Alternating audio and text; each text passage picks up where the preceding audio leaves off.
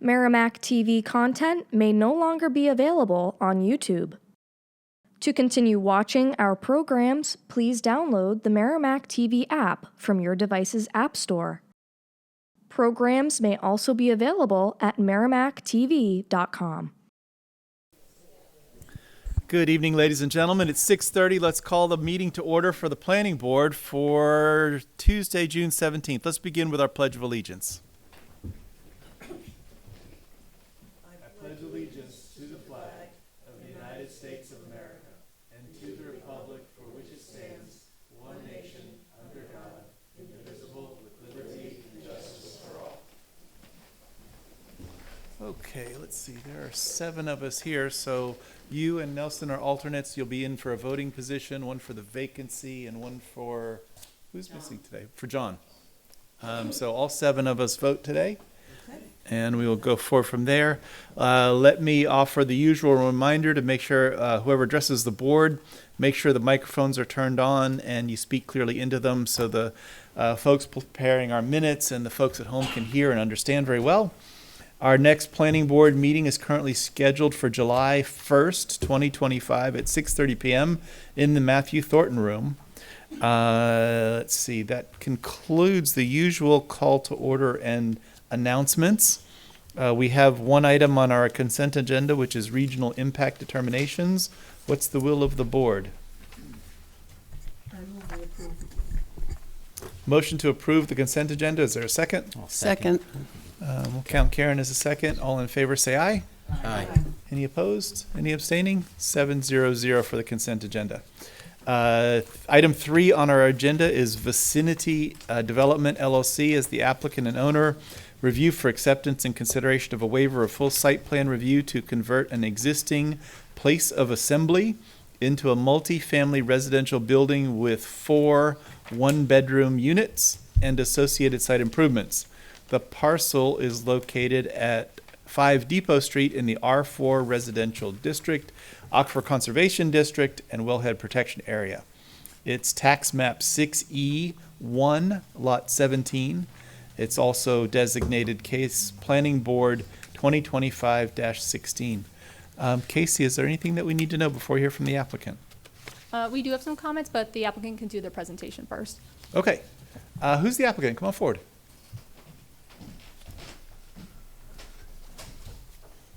Once you get settled in, introduce yourself and then tell us about the proposal. Does anyone need to have a hard copy? I do have it digitally as well, but just I have hard copies. We should have the hard copies that you submitted to the department in our packet, Same stuff. and would also be glad to follow along on the screens. So thank you. For the record, my name is Doug McGuire. I'm with the Dubay Group, and I am here representing the owner and applicant, Jameson Dustin of Vicinity Development LLC. He's here with us in the audience tonight. Mike, Touch your microphone, make sure it's on. should be bright green. Yep, sorry. And then pull it close. Sorry about that. Is that Excellent. good? So what we're here tonight for is to discuss a property located at the corner of Depot Street and Pleasant Street. Can I interrupt you just to do the introductions again with the microphone on, just so the recording catches it? Yep, sure. Thanks. So Doug McGuire with the Dubay Group, engineer for the project, representing the owner, Jameson Dustin of Vicinity Development LLC, who is here in the audience with us. Excellent, thank you. Sure. Sorry for the interruption. No problem. So what we have is a existing site, an existing building. The property is about 9,000 square feet, has an existing 2.5-story or so building on it. It's currently utilized as a place of assembly. The kind of a retrofitted situation. I believe it was at one point a church. The access and parking to the property is along the frontages of both the Pleasant Street and Depot Street roads, giving us about 18 parking spaces across the front. The applicant went in April of this year to look to obtain a variance to permit a change of use of this to a 4-unit multi-family development. And he was successful in obtaining that variance, with the only condition be that obviously we get updated site plan approval from this board. So we're here tonight to request the, change of use, amended site plan, to allow for 4 one-bedroom units within this existing building. The improvements and the reason for the waiver request of full site plan review is because the improvements are very minor. The actual physical improvements, obviously there'll be some substantial improvements to the interior of the building in laying out the different multifamily units. But the only items that we're proposing are, and I can kind of direct you to the screen here, is as part of this, in our initial discussions with the DPW, they said, if there's any way you could reduce the parking along Depot Street, that would be a big improvement to the property overall. That's the more heavily traveled street. So obviously, being that this is no longer a place of assembly and only 4 one-bedroom units, we don't need 18 parking spaces, so we could easily accommodate that request.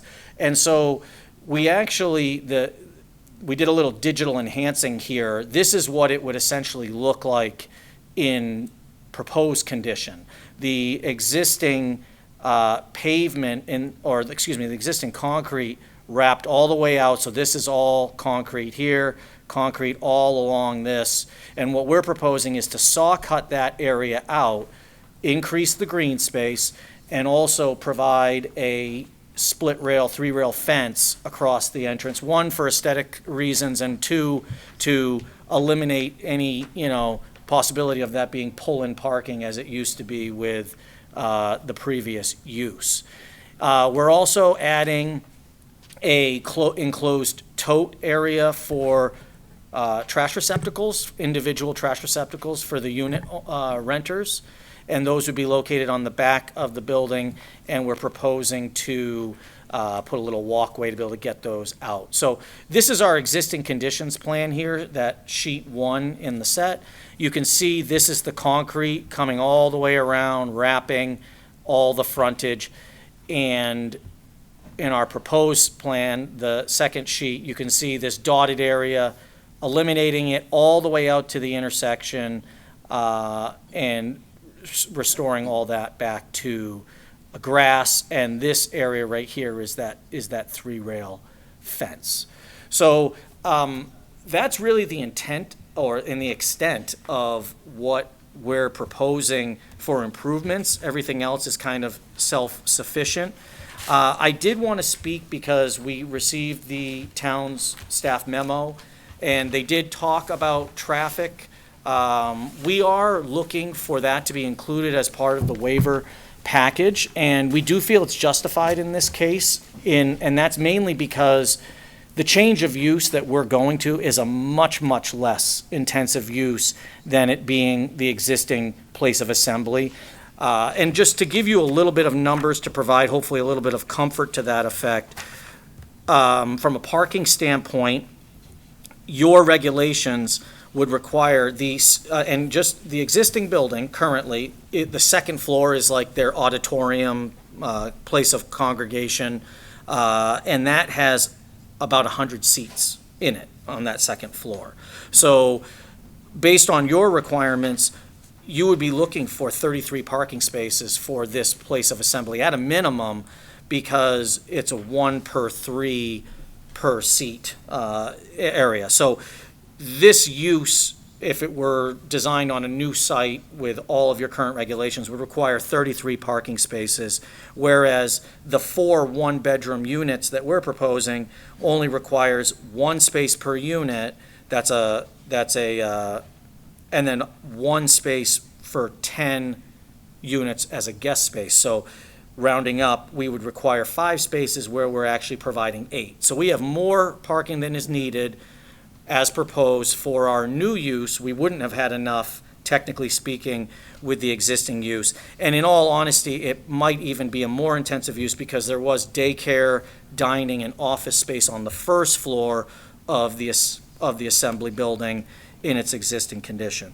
Going a little further into the traffic piece, the Institute of Traffic Engineers trip generation, that's typically, I'm sure you as a board are familiar with getting some of those trip generation letters. We didn't feel it was necessary in this case because of the drastic reduction, but just as an order of magnitude, the multifamily low-rise housing has a fairly low generator in the AM and PM peak hours. It's about a half a trip, so a 0.56 trips per unit. So you're looking at under 3 trips in the peak hour for the 4 units, in both the AM and PM peak hour. And then the daily trips, so for like a typical weekday, they have a 7.32 trips per unit, so that's about 30 trips. And looking at the church, it is, believe it or not, I mean, obviously church has typically a much higher generator on the weekends, particularly on Sunday, and ITE reflects that. They have a generator of 1.21 trips per seat. So you're talking about 120 plus trips that's in and out of the facility on any given Sunday. On a typical weekday, they do still generate trips, just on a much lesser level because there are activities that go on and those type of things. But that's still at 0.44 trips per seat on that. So you're looking at 45 or so trips based on a weekday. So again, a significant reduction just going to the 4 units, and for that reason, we were requesting that be included in the waiver of the full site plan. So I did look through the comments that staff had and DPW had. Happy to go through those in more detail, or maybe after a staff review, but we have no issue working with the staff and accommodating those changes that they requested. They're minor, and we had no concerns with that. So I guess I'll turn it back to the board. Happy to answer any questions that you have about the application. Thank you, Doug. The information that you provided on trips, based on all of that information about the old use and the new use, happens to be exactly what it would take to do that minor traffic analysis that the staff is looking for. And had you submitted that in writing, you probably wouldn't even be asking us for a waiver of the traffic analysis. And maybe that's a part of a resolution for how we move forward, is just understand that information would be submitted in writing. Not so the board opposed to would have that. And I'll be honest, just if I could add to the context of that, we did talk with staff about that reduction, and so in our mind, we thought that was able to be justified to the board, kind of like I just did. When I got their staff memo and saw that it was a completeness item and that it was to be addressed, obviously if I had known that, I probably would have submitted it, like you said, but I have no issue putting it in writing as a potential condition. Yeah, understood. For those on the board here that we've seen enough of these things, we sort of understand the kind of traffic impact that, or the reduction in traffic that would come from a very small little apartment building with 1-bedroom apartments. But sometimes that information is useful to have for the benefit of others that may be concerned about the traffic impact, or for new board members that haven't had the chance to see. Understood. Nelson, how many traffic impacts have you seen over the years? Thousands? Innumerable.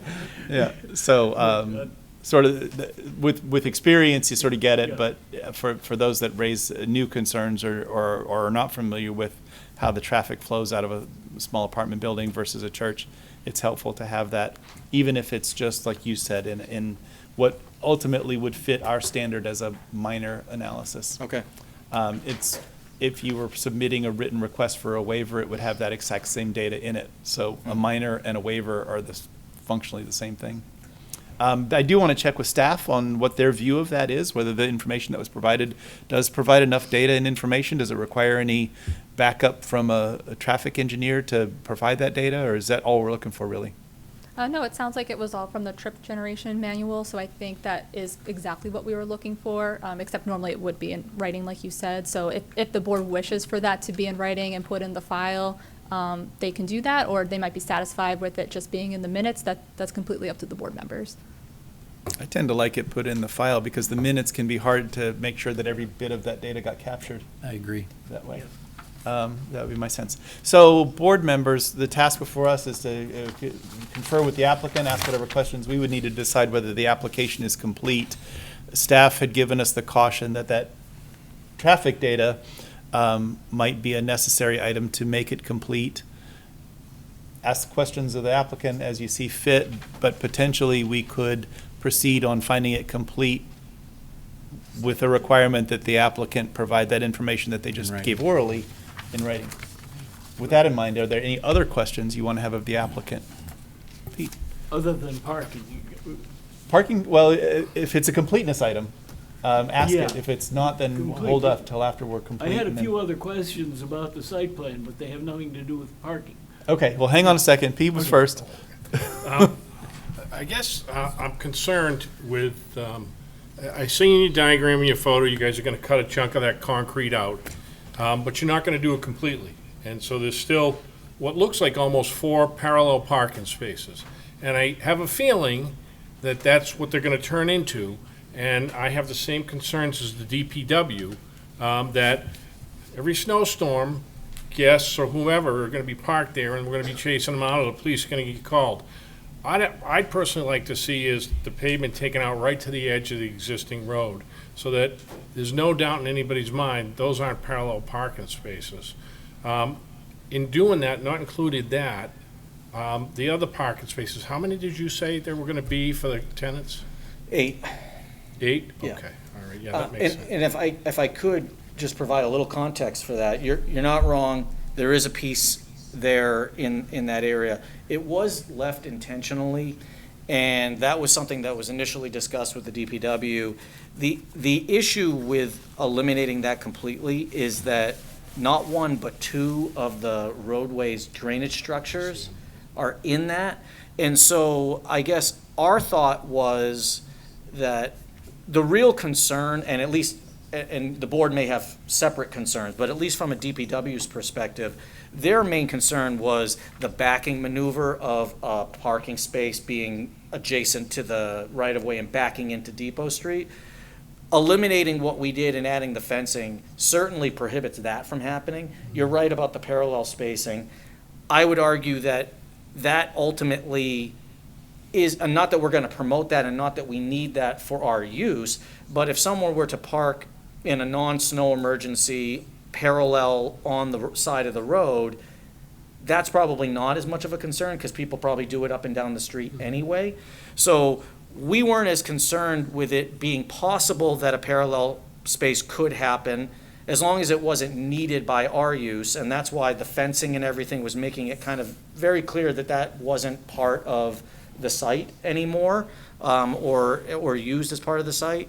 And it really was more of a reason that you have an existing paved gutter line, paved concrete gutter line, where you have 2 of your drainage structures that are in the right-of-way within that section. So his thought was we didn't have to remove it fully because if we did, it would create drainage potential issues that would have to get reassessed, whereas this solves the problem of the backing maneuvers, but still allows for that drainage gully to continue.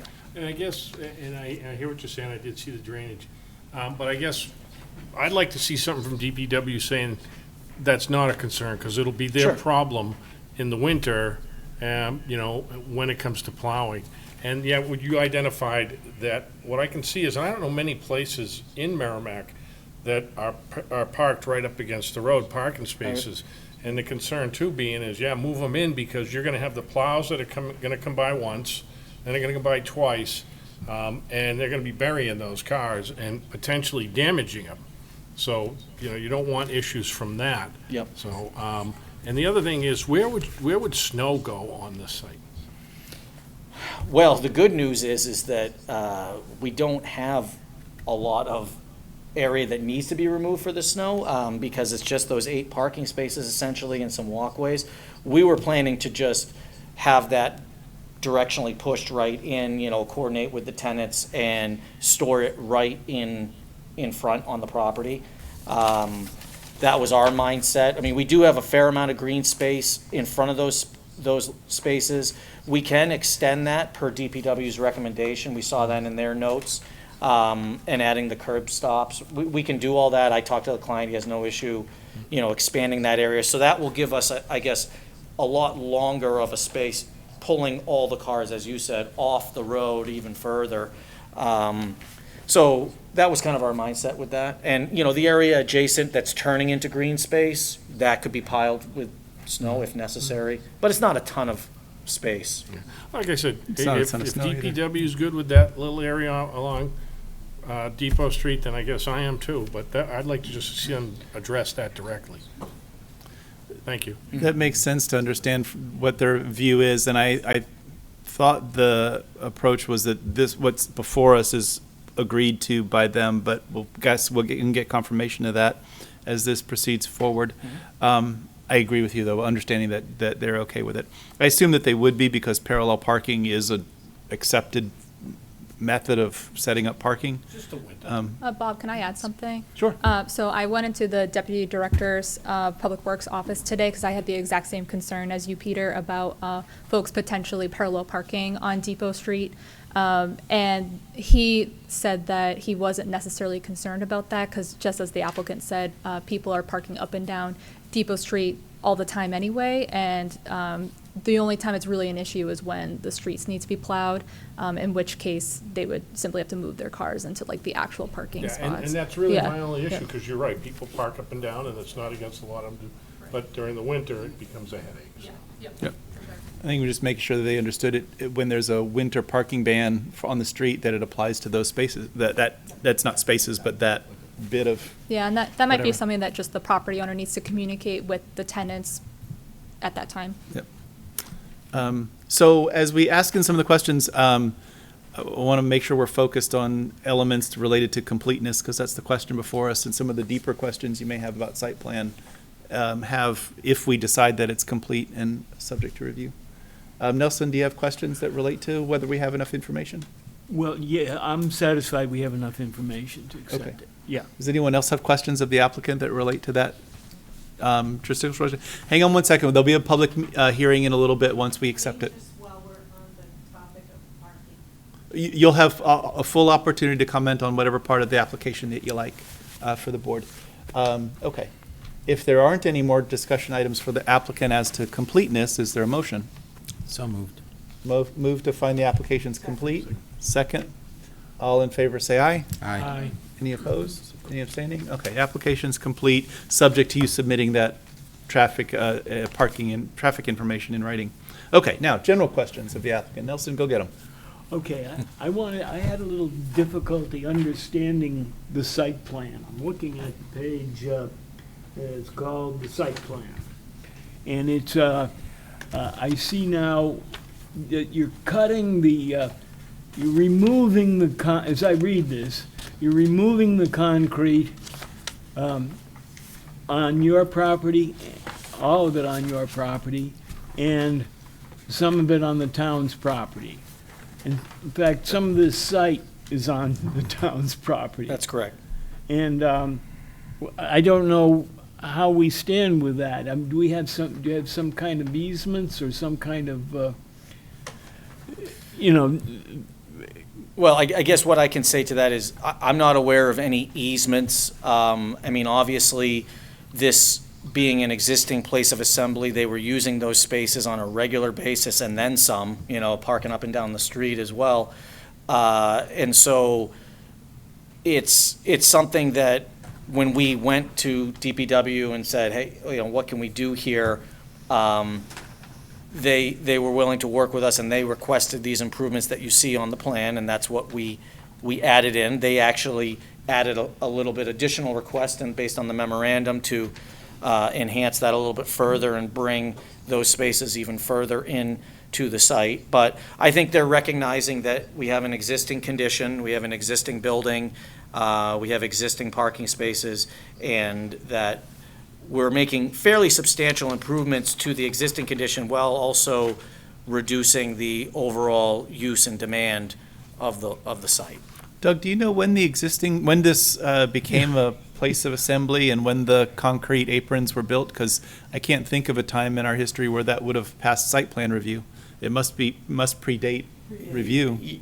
by I don't lot. have a specific date. I don't know if staff has anything on that. I know that, Yeah. Seeing that one I controlled.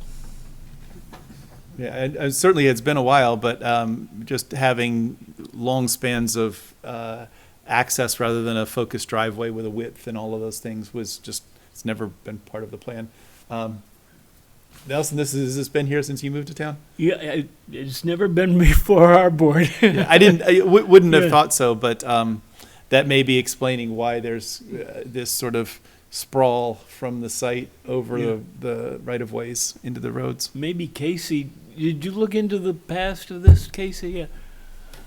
So, I mean, the building itself is very old, but as far as the concrete apron, Public Works did do some research in their records. They could not find any right-of-way permitting that allowed that concrete apron to be installed. So at that time, I think it was just something that was overlooked and done without permits by the previous property owner.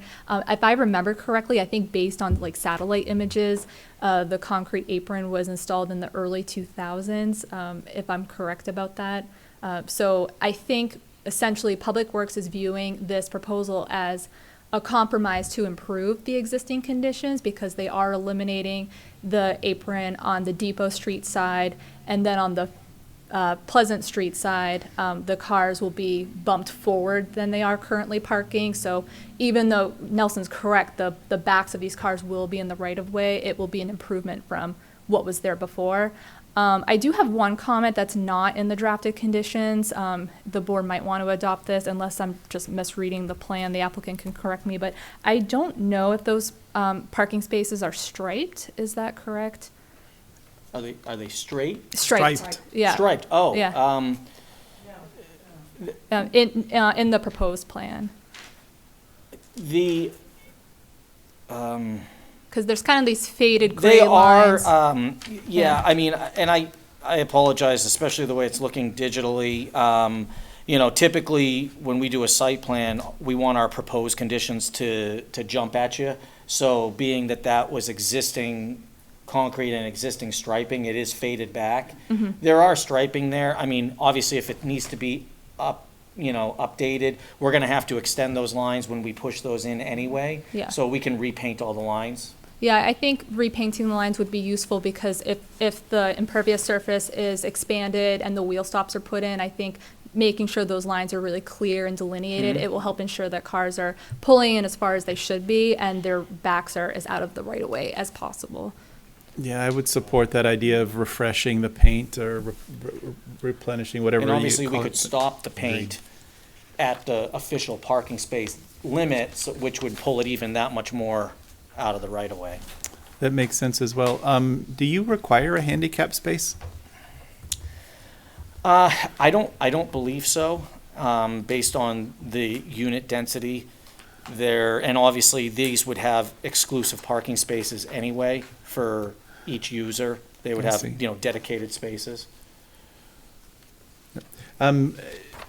Run that to ground, and if you need one, put one in, and that can be a condition of whatever discussion there is, but. We can double check on that with the You architect. probably don't need one, and I don't think the building is particularly accessible either, nor would it be required to become accessible, but. Yeah, it's not accessible to the public in general. Yeah, it's private parking almost. I have a little more. Yeah, go ahead. The triangular piece off to the right, what is that? There's a dotted line there. I don't know what that represents. Well, so we, obviously, our survey department did a full boundary survey and detailed survey of the area, and essentially what we couldn't find any legal documentation of this area, which is currently occupied by the parcel as being legally owned by this parcel. And so we acknowledged it because it had been understood obviously the hedging lines and everything were done. The grass has been maintained. This area has been maintained for decades as part of this property. But from our legal standpoint, we were showing what the physical boundaries are that are on record. So, So adverse possession. Could well be, although we don't get to decide that. From our standpoint, it's an orphan, and they're showing the boundary that they think is the legal boundary. I can appreciate that. correct. Okay, but so you think your property is more or less square? No, the opposite, Oh, you think it's the Trapezoid. triangle's not in there? correct. And then, but you don't know. But Well, it's been used as a part of the Le- church property forever. Legally, from a survey-only standpoint, you trace back the records and the deeds, there's no documentation of that triangle piece being part of this lot. If, but, there is case law and that whole grandfathering, adverse possession, whatever you want to call it, that area has been historically used as part of this property for decades and decades. So we're acknowledging that condition exists, but we're not making claim to the property or anything like that. So what I couldn't tell from this plan was what was getting paved. You've talked about some paving here, and So prior to the comments received by staff, we weren't proposing any new pavement or concrete besides a extension of the walkway right here. I'm zooming in, if you can see that, to the trash tote enclosure that we're putting under the existing stairway. Thought it was a good location for that. It would be able to be tucked away. They could put their trash there, and then on trash day, obviously bring those out to the curbside as you typically would see. So that was the only piece that we were extending at the time. We will, as part of the staff's comments, extend this area as well, as much as we can feasibly, looking at grade and, cutting that in, at least another several feet to pull that forward and improve that area as well. Everything else was actually a removal. So it doesn't show on the plan anywhere. what's Yeah, that? that's he's responding to a staff comment. Pardon? It's not his proposal, it's a staff comment that he said will accommodate. That's correct. We haven't shown the improvement just because we got the staff memo the other day and haven't changed it on the plans. That's my point. I don't see where the paving is, but okay. So you're right, it's not shown, but what I can tell you is that the request, as I understand it, and we'll confirm this with DPW, is that they're looking for this section of parking to be extended as much as possible into the site. Obviously, you can't slam it into the existing building, but as close as we can get comfortably to promote those spaces to be more on property and less. More on your own yeah. property. Okay. Okay, well, that's what I didn't see on the plan, and I struggled with it for a while, and I think we should see a plan that shows what we're approving here, Mr. Chairman. That'd be my comment. Yeah, I think that we're going to end up continuing for another day anyway for that. So there's a chance Yeah. to see all those things. I think ultimately they're not going to get the parking spaces all the way onto their own property, but they'll be improved over what they are to some degree. And honestly, whether it was for parking or for other reasons, I wouldn't promote getting rid of all of the green space between the building and those parking spaces, even if that's what it took to get the parking spaces all on your own property. I'd say leave some grass. I don't think he's got grass in there. I think that's paving. I don't know. So when You you gotta look show from us. the satellite, Gotta show us what you're planning to pave and what you're, Well, I guess, I mean. Yeah, there it is. That's grass. I mean, so clearly we got some grass here. My thought was that we would extend this to, at least to where the step up on the parking goes. So it looks like you're gonna have at least 3 feet, potentially, that we can expand this area and, pull those parking spaces that much closer. Obviously, we wanna leave a little room to the park, to, where the steps are. So if we go right to the step edge, you can see that there's certainly several feet that we can move What's that the forward. dimension of the current concrete that's there? The The width The, or parking space depth, I guess? Front to back of a parking space. I don't have that dimensioned, but I believe it was 18 feet, 18-foot parking spaces, depth-wise. So it looks like some of them are mostly on the road, some of them are 50-50-ish. Yep. So if you get 3 more feet, you'll have like 13 feet on the road and, I'm sorry, not 13 feet, like 6 feet on the road. Well, and again, we'll push it up as much as we can, basically up to those steps, and that will leave a little green space in between the building for aesthetic reasons and that type of benefit, also for pushing some snow, and, but we'll get the tail ends of those vehicles more into the site. I'd be happy with whatever you can achieve there without pushing the limits, because I don't want to get rid of all the green space. And ultimately, whether the cars are pulled forward 2 feet or 3 feet or 4 feet doesn't mean nothing to nobody. From a functional standpoint, they're still going to back into the road and turn that way, and the snow can't be piled up behind them and all of that. So, Nelson? Yeah, I don't have a problem with that, but I think this plan should show what we're approving or what we're being asked to approve, and I don't see that yet. No. Okay. That's what I said. Okay. Okay. Other comments or questions, Nelson? No, not, well, there were questions that were raised by the staff in sewering, in water supply, in, sewer and water.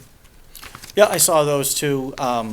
No issue with the requests of providing some estimated loading. I mean, as I said, kind of similar to the traffic discussion, a place of assembly with 100 seats is going to generate a lot more flow than 4 one-bedroom apartments, but we'll provide them that information, and I'm sure they'll be comfortable with that. I think they requested to have the We should line. be satisfied that it's adequate for this purpose, I think, at this time. Yeah, some kind of indication from the DPW and the water Yeah, for district. Public Works, yeah.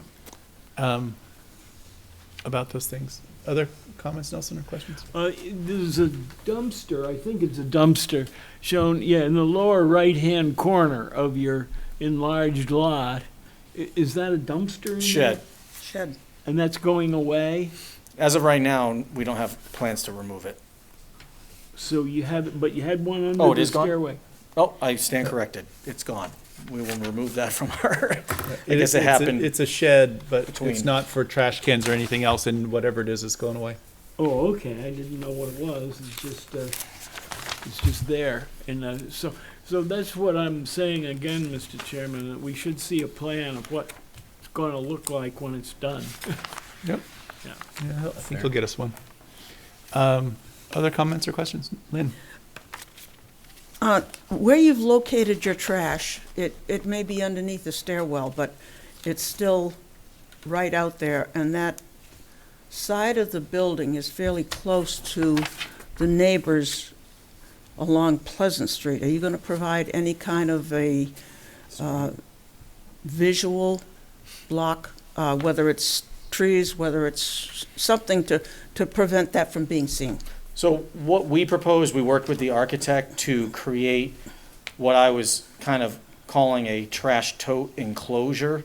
So, because we started with the idea of putting like some type of a fence, but it's like, it's so close, you'd feel like you're walking in this corridor. Yep. So the goal will be to basically have an enclosure like this that can close up the doors so that it's not, Okay. you're not seeing the individual totes. So that's Okay. on our plans as part of the submitted architectural plans. Okay. Pete? I kind of follow up with Lynn and also with your abutters on Depot Street. I'm looking at this and it's a nice idea, the totes, but, and maybe the abutters are here from Depot Street, but I'd kind of like to hear from them about what they're looking at, and, I'm wondering if a fence would be, a good thing to do for your neighbors. The trash cans aren't facing Depot Street. They're on Pleasant Street. I'm sorry, Pleasant Street, my mix-up. Well, I mean, we have them tucked around the back of the building in an enclosure. I feel like that's probably about the best we could do when it comes to trash totes. I don't know what everybody else does with their totes, but mine aren't in an enclosure at my house, so. they can be seen from the street. No, I mean, from the planning boards typically address dumpsters and dumpster enclosures and things like that. To my knowledge, we've never regulated, nor do we have any provisions to regulate essentially totes, which are just the largish cans, 2 wheels on them and the hinged lid on the top. Seeing the architectural drawings that you showed, yep. That's okay as far as I'm concerned, because you are keeping them internal and not just sitting on the side of the building. Exactly. But they're enclosed. Well, I mean, I'll be honest with you, I knew that would be a question, and we looked at the ideas of doing like a fence and not enclosing them, but to me, being able to build something under the existing stairway, so they're already 100% blocked from the Pleasant Street Road by the stairs themselves, but they're gonna be in a physical enclosure, so from the rear abutter, they're fully covered, so. So, looking at your site plan and the satellite, there's some kind of fence there now. Is that, it's probably the neighbor's fence, but what is that? Let me go to it.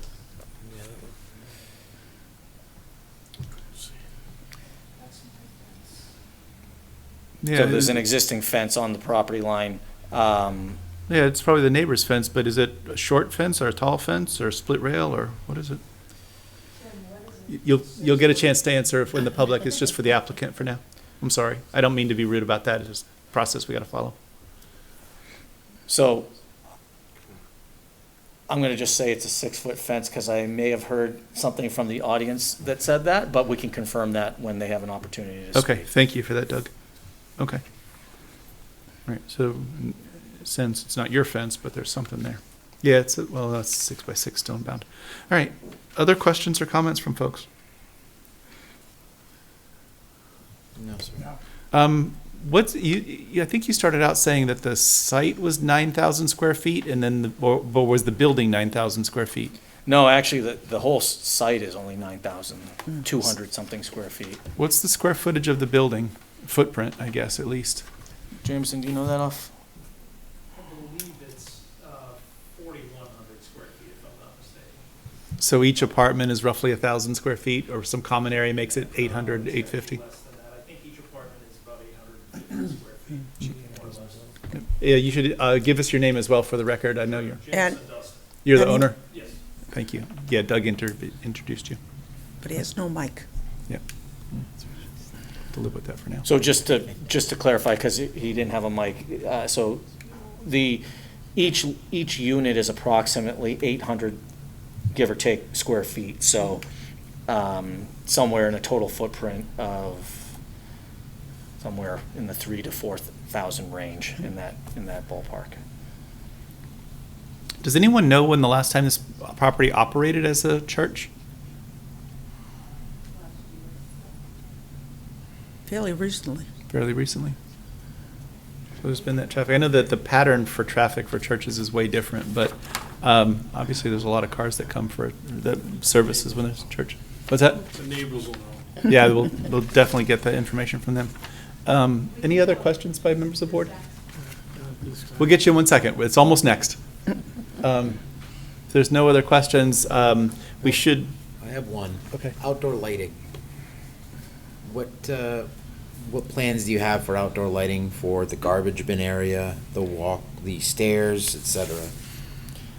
So there is some existing architectural lighting on the building through those walkways, at the doorways. We were hoping to kind of keep that rural character and just leave it at that without getting into like commercial grade lights, being that the parking is so close to that covered walk. But that's kind of the extent of it.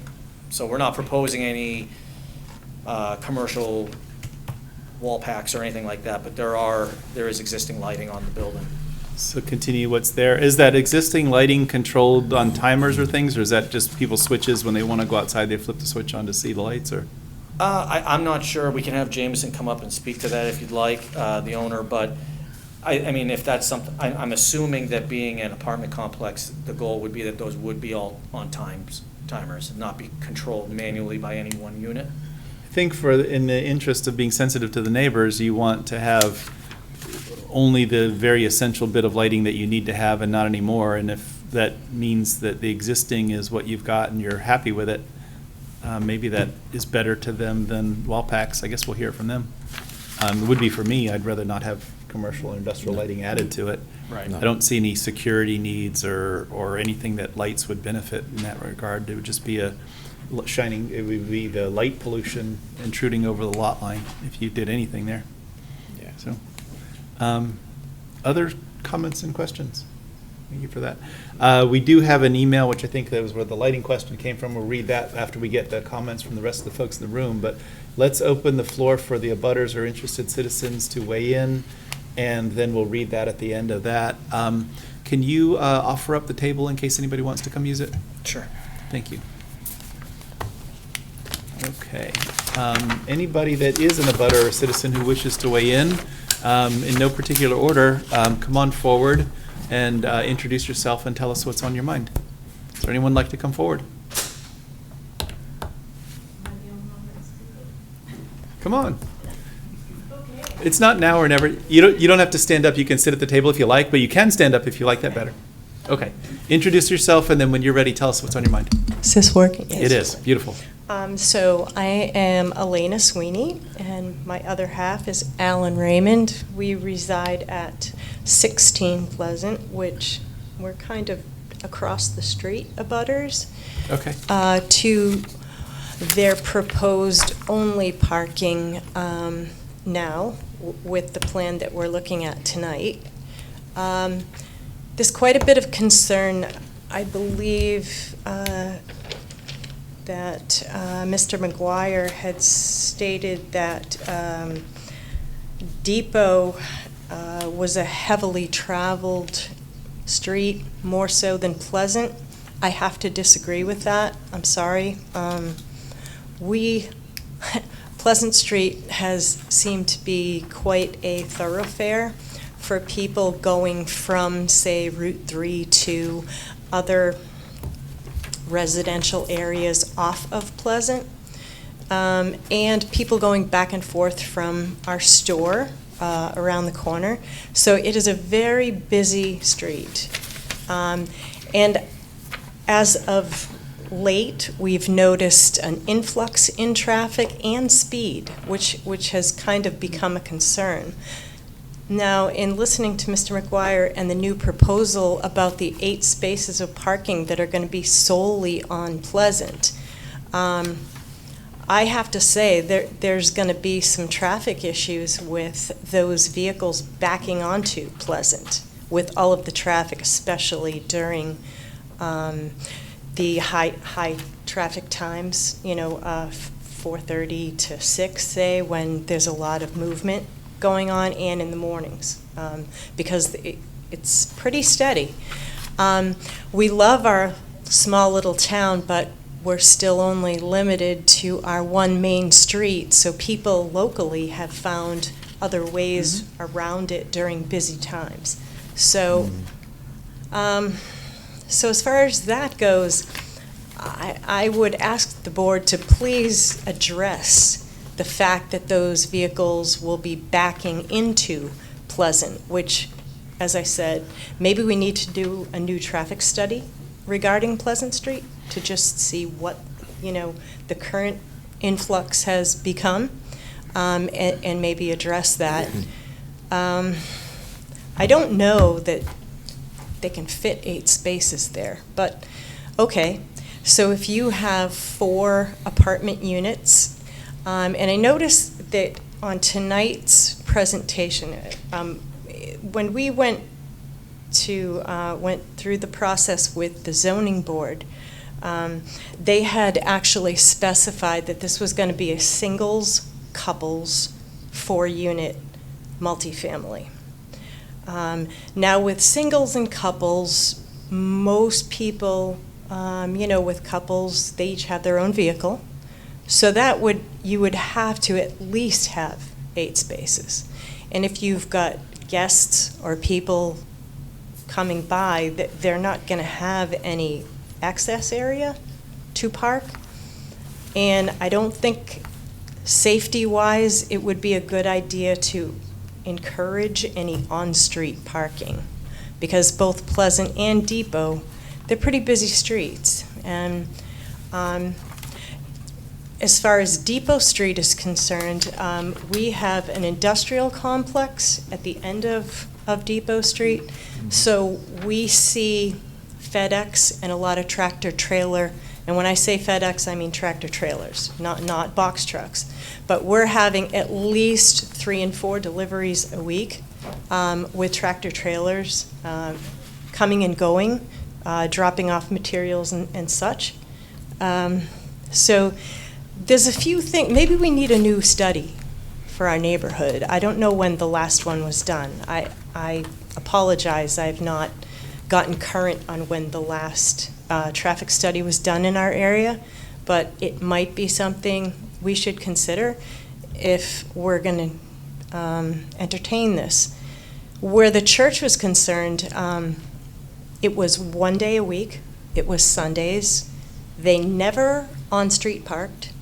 They made it work, and any overflow, they would usually use what is now the Historical Society across the street. So there was never any issue of traffic and people trying to get by. And of course, emergency vehicles and things like that. That's always a concern. And then add winter and snow removal and snow storage, where they would put it. We're all resigned to keeping all of our snow on our own properties for the most part. And the town comes by and takes whatever excess, but I don't know where they would put it. Let's see.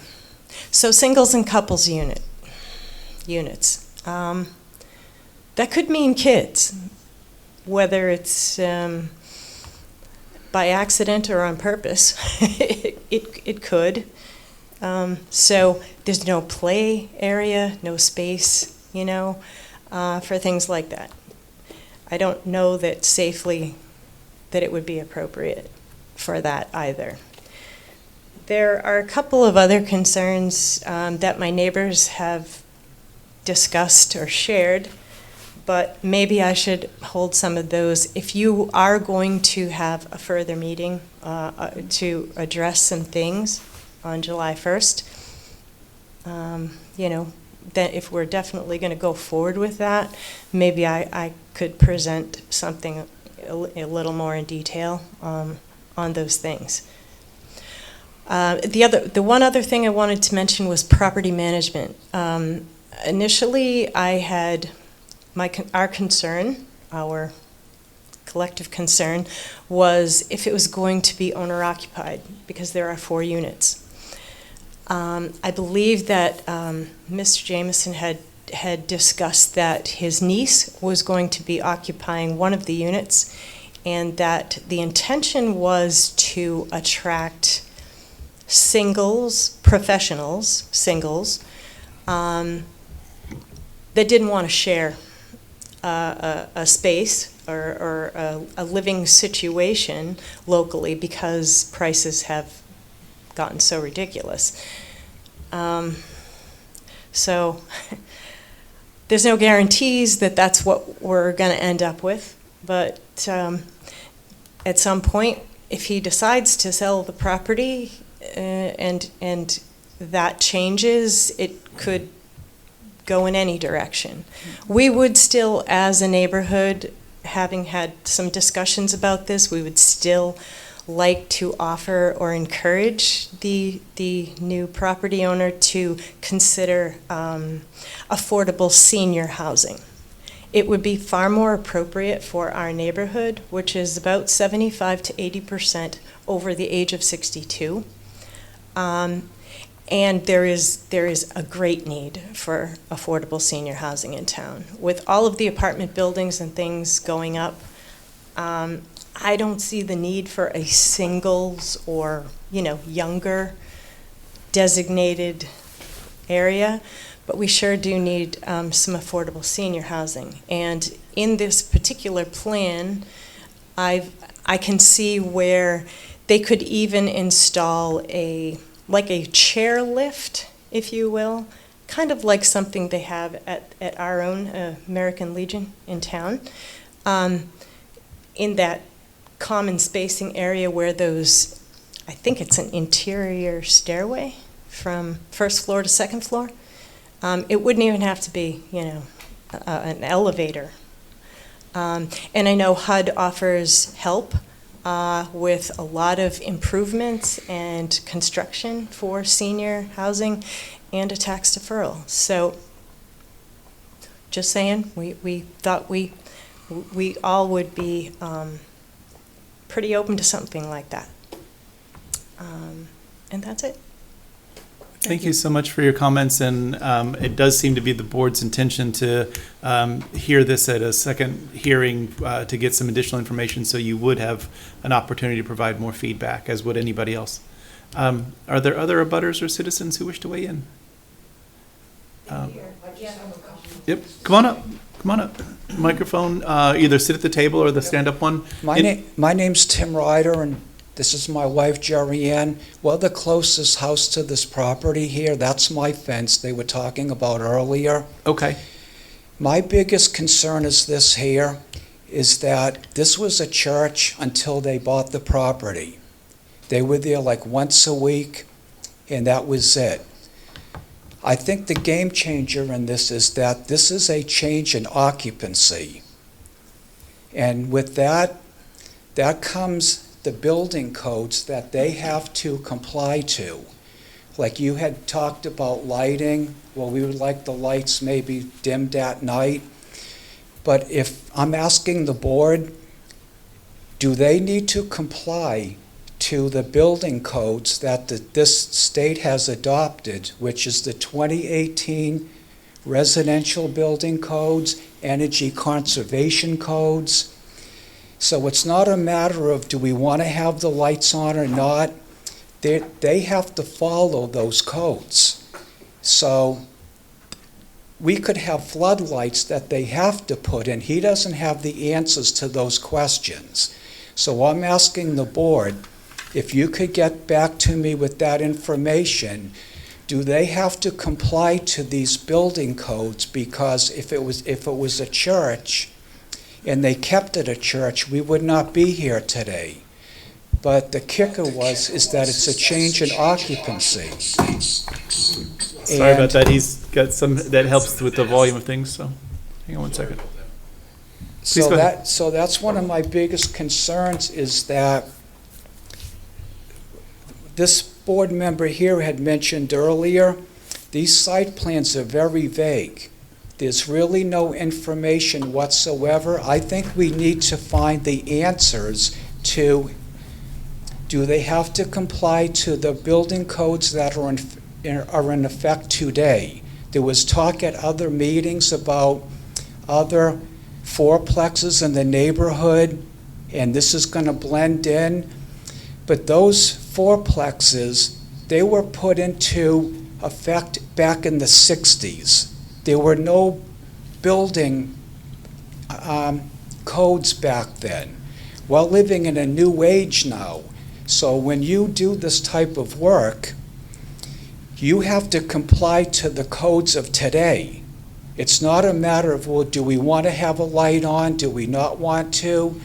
So my question to the board is, if you could get that information back, are they going to comply to the 2018 International Residential Codes, Energy Conservation Codes, which that has to do with the insulation in the building, the lighting, mechanical equipment, and they're being very vague on some of these questions and answers. I mean, I have my fence, okay,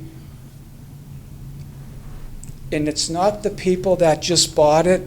This was taking place before they took it over. They had like a trailer there.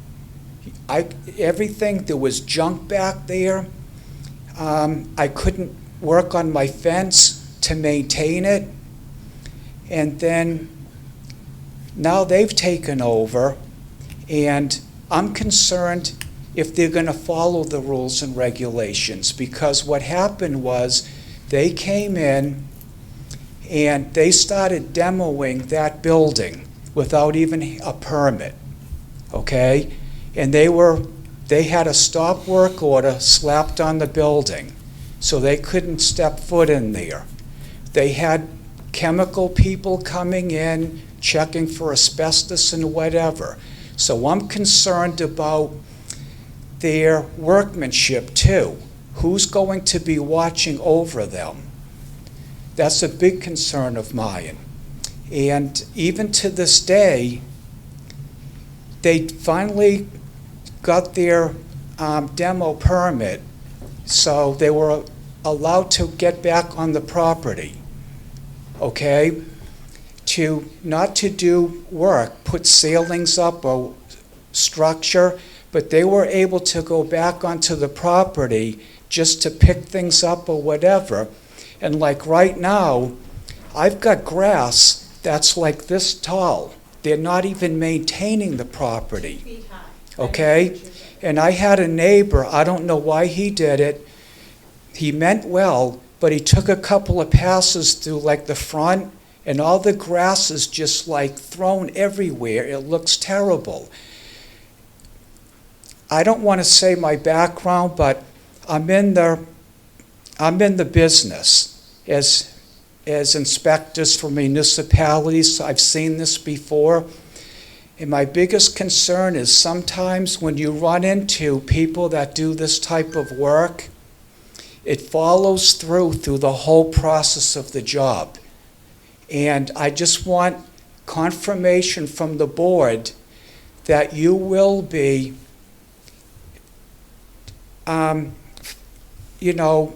finding out that they need to comply to the building codes that are on the books today, and that there's watchdogs that are going to watch what's happening, because I live right next door to that, and I don't have a clue whether they have to put floodlights in the parking area, whether they have to have lights on 24 hours a day, because some people may take their garbage out. They work the late shift, and they come home at 2 o'clock in the morning, and they don't want to pitch dark to throw their garbage into those bins.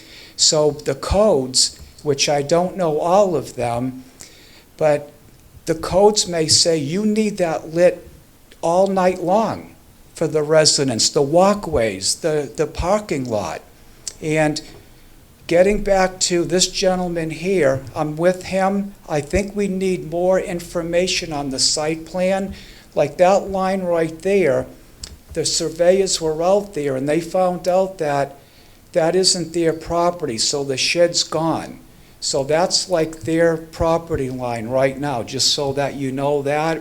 And as far as the front, I mean, the parking, there's not much room.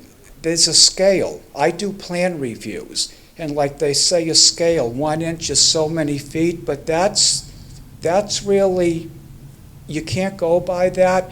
There's hardly any space. When you pull up and where you park there, you got like this much before you hit the porch, okay? I mean, there's really not much more room to pull in. That's deceiving when you look at that. You really need to like drive by there and look at it.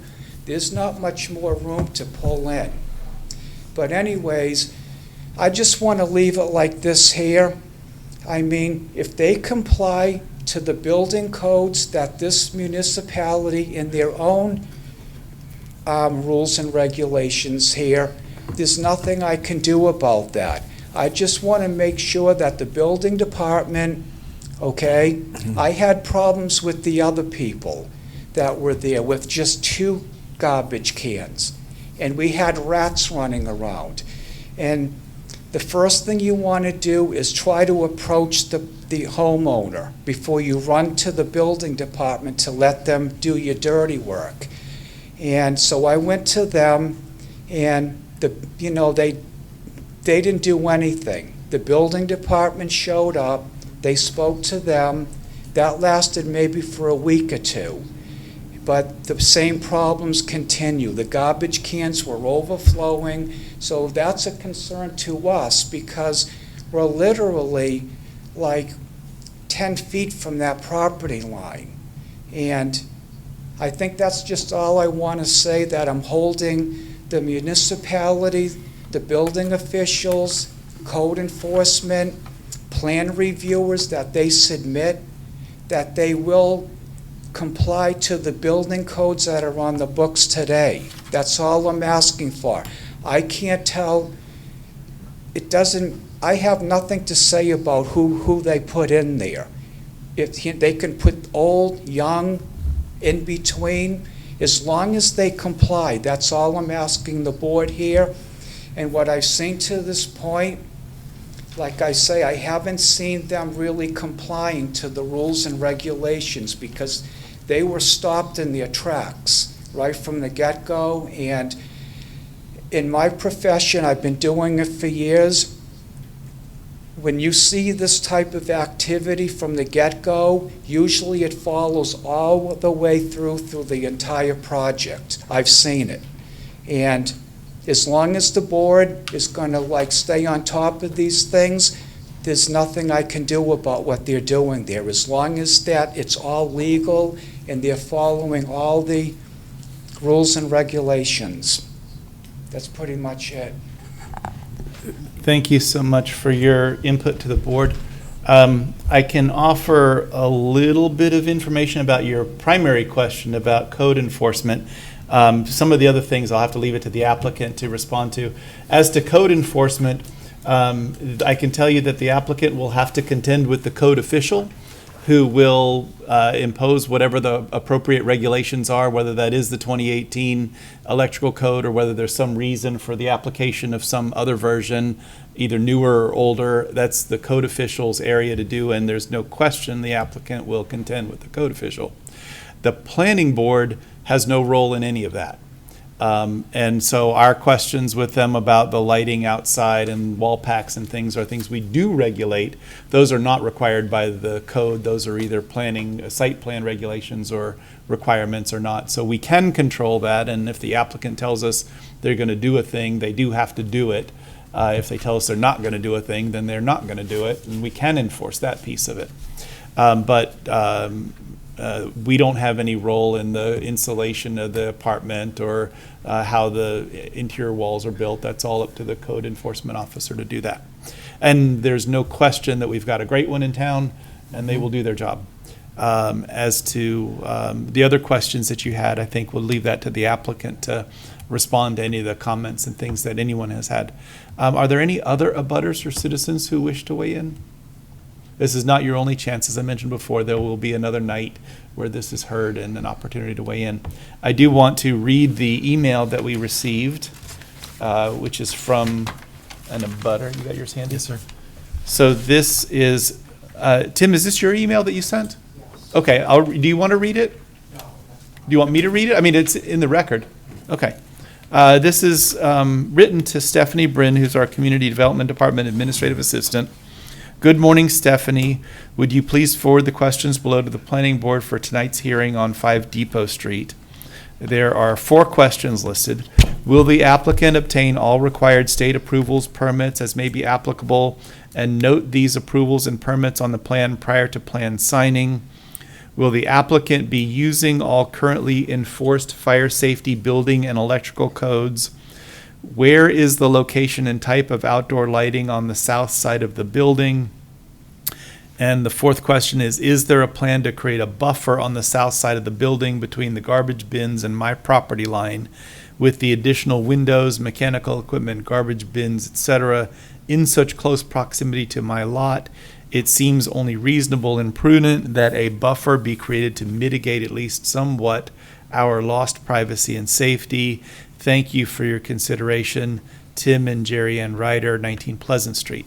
So that is in the record now. I can provide some feedback on some of these and other ones I don't know the answer to.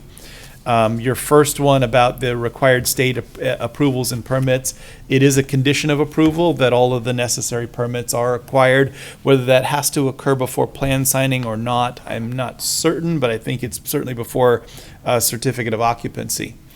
Will the applicant be using all currently enforced fire safety and building electrical codes? That's what I mentioned before. The code enforcement officer will lead in that role and enforce whatever the appropriate fire safety and building codes are, whether those are the current ones or not. I am not certain whether there would be some reason for the application of an older version because of the age of the building. I doubt it. I think it would be the current one, but that whatever that is, it's up to the code enforcement officer. You heard our discussion with the applicant about outdoor lighting, and then with respect to the buffer zone, I think that's a fair question for the applicant to answer and for the board to consider whether there's any appropriateness or need or benefit to doing that. So that's what I know for your questions. With that in mind, again, if there are any other abutters or citizens who wish to weigh in, we'll give you a chance, and then we're going to switch back to the applicant for the rest of the night. And then you'll have another chance when we come again together on July 1st. Does that make sense? Okay. Let's close the public hearing, invite the applicant back up, give you an opportunity, Doug, to respond to whatever you heard from the abutters that you want to respond to, and then the board can prompt you to make any other additional or further responses, and we'll decide a path forward. Sure. Okay. Well, so I guess what I'll do is I'll try to touch on everything I heard as to the best I can.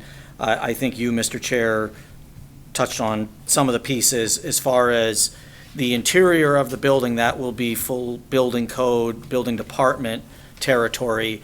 I can clarify, just if you're curious, the applicant is well aware that he's not doing the work to build these apartments currently. What he did do is start the demolition internally, which he pulled a demo permit for. The issue that was brought up, I just asked just because I knew you might want the context, is apparently he had hired a sub-consultant, ServPro, one of the more reputable names, to handle the removal of any potential contaminated items properly. And I guess there was a mix-up between their department on who issued the permit. They rectified that immediately and got back on track. So that's where that stood. But the demo is the only thing that's been happening thus far. Obviously, if we're successful in moving forward with this planning board and getting this approved, then they'll then start with the internal, and it'll obviously comply to all the applicable building codes. Thank you for the context on that. It certainly helps. I'm familiar with Mr. Ryder's experience, where when an applicant sort of seems to fall out of compliance, they make a habit of it. And at the same time, I'm also familiar with the idea that stop orders happen all the time, and not everybody that has a stop order develops that bad habit. Correct. So please don't. Yeah. Please don't go down of that course. path. And again, it was just starting the process internally, because whether this was approved as this or reverted to another place of assembly, it needed work inside, period. So there needed to be some demolition done, and he pulled the applicable permits, just not quite in the order that was intended. So I appreciate that. so that's that. I also did talk with him about the lighting, just while I had an opportunity to. He did say that his intention, which I think is very appropriate, but I'd like to get the board's feedback, was that he was going to install new lighting in that, as you know, there's an L-shaped, you can see on the plans, an L-shaped covered porch along the entire frontage that provides access to the primary door here and the side door here. And he was going to put basically can lights in that, so that you wouldn't have any like lights on the building like shining outward, but there would be down lights within the canopy lighting that entire area. So it would light the walkway, but hopefully not provide any more nuisance from a lighting perspective to the surrounding neighbors. So I thought that was a good solution. Obviously if you have a covered porch and you can put those can lights, basically like soffit lighting underneath, that can provide downward lighting, it will provide good control. And those could probably be even left on all night in theory from a safety standpoint, but without that glare effect, because they're fully up in the soffit so that's his proposal for that. But we can, if there's something that the board would like to see differently, we can entertain entertain any of that. I will say, I'm not gonna disagree. I'm sure someone that lives on the street is more familiar with the day-to-day operations of a street. All I can speak to is that Pleasant Street is not a through street. It's connecting two streets, whereas Depot Street does have some commercial development and a fairly decent-sized industrial development at the end of Depot Street. And so in our discussion, because of the introduction of potential truck traffic from that use, as well as some of the other more commercial uses on the street, our discussions with DPW is that they would prefer that as the one that we would improve and keep the parking on the Pleasant Street side. Again, obviously, they recognize that neither is ideal. They are looking for us to try to improve that even further on Pleasant Street, which we will do. And you'll have a revised plan when we come back before you.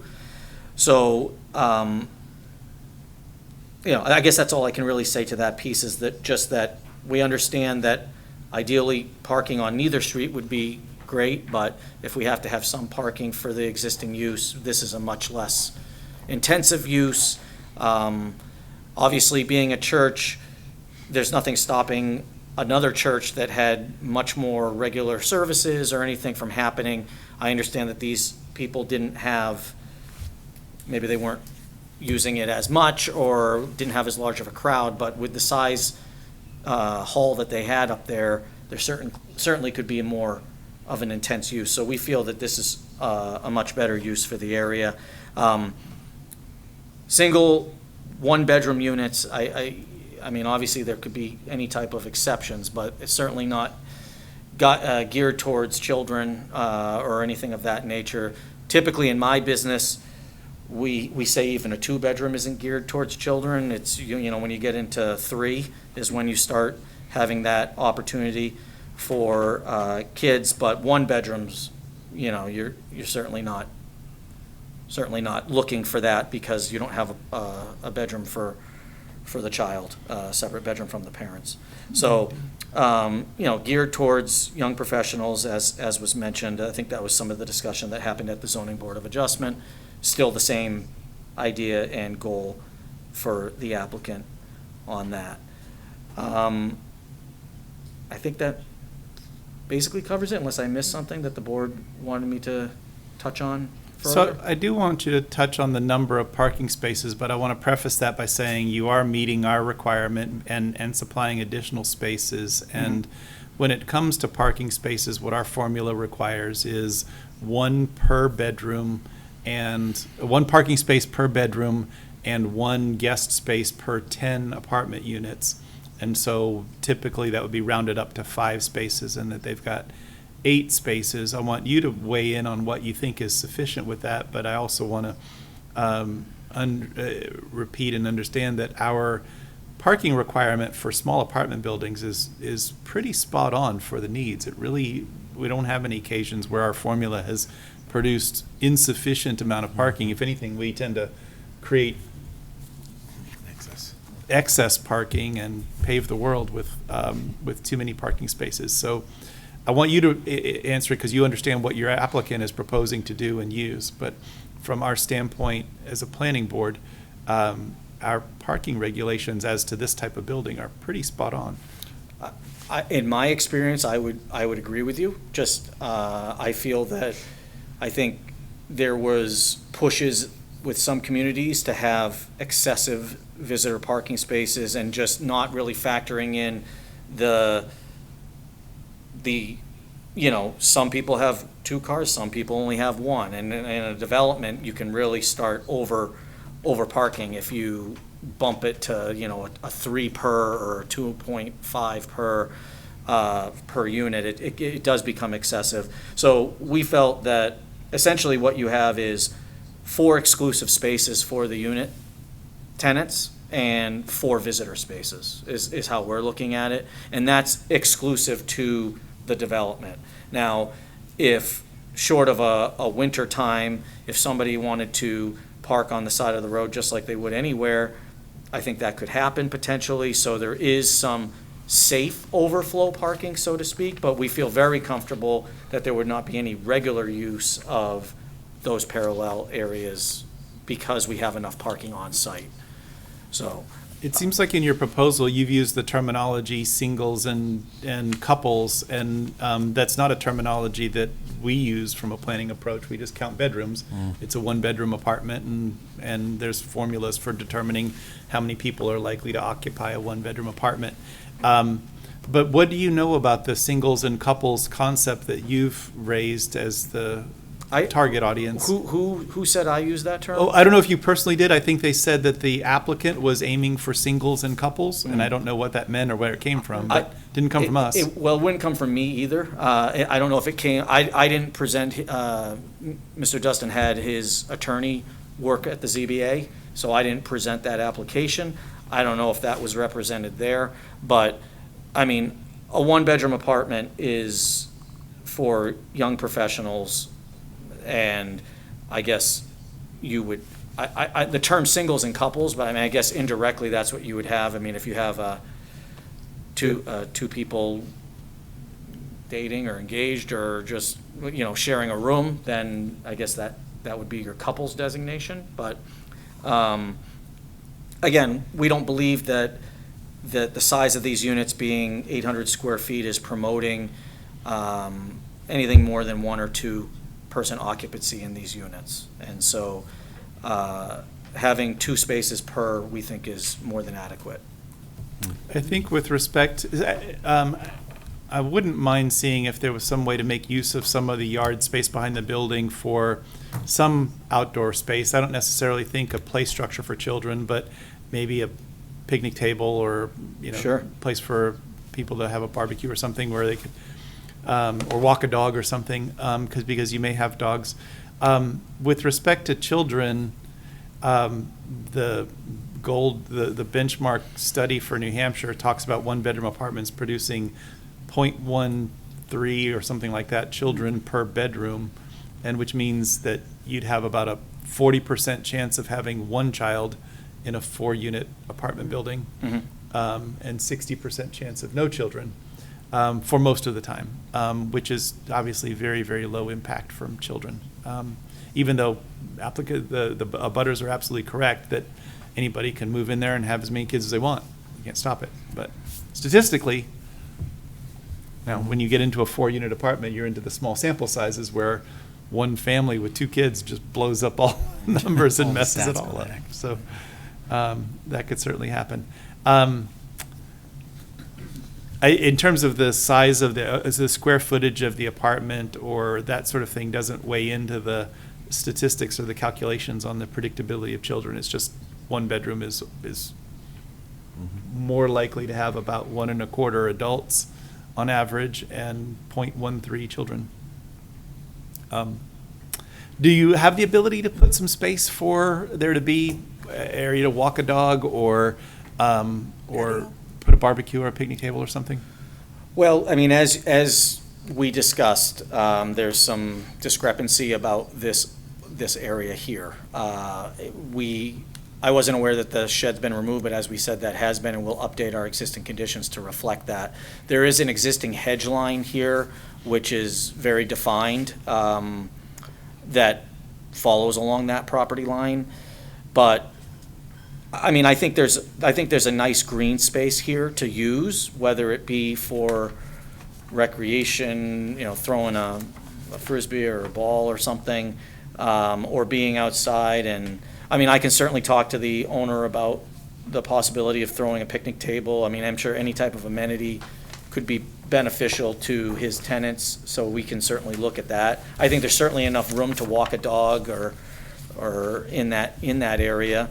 It's a fairly nice green space next to the building on that side. As I think of it, that wraparound porch is your real feature. You put a couple of seating areas out there, one in the front, 2 on the side, or something like that. You got exactly. Great outdoor space, or almost outdoor space. Well, and we're trying to create a sense of a little bit more enclosed space with the 3-rail fence, because obviously right now you have concrete that just goes up right into the property we're cutting back a significant portion of that, adding additional green space, and signifying the property line, essentially, and showing where that is. And we kind of have that area wrapping, so I think it'll have a nice aesthetic look from the Depot Street approach, and also kind of enclose a bit of a yard area Yeah.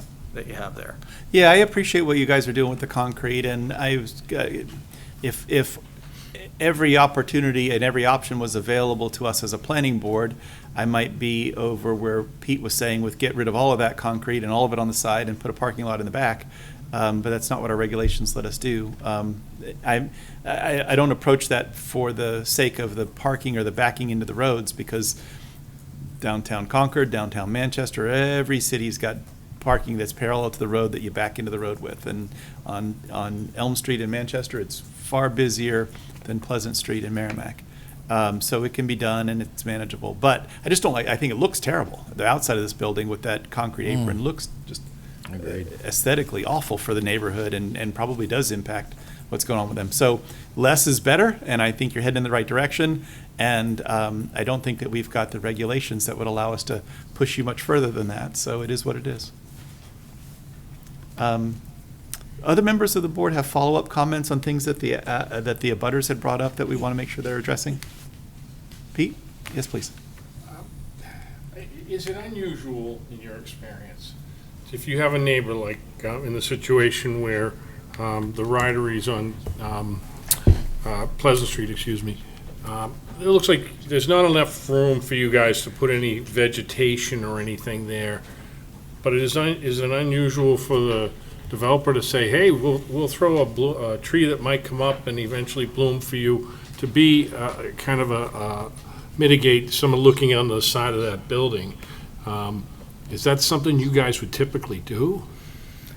I mean, again, the owner wants to be a good neighbor. I think everything I've talked with him, he has some really nice plans to improve this building, and it certainly, from the sounds of it, needed some work, particularly inside.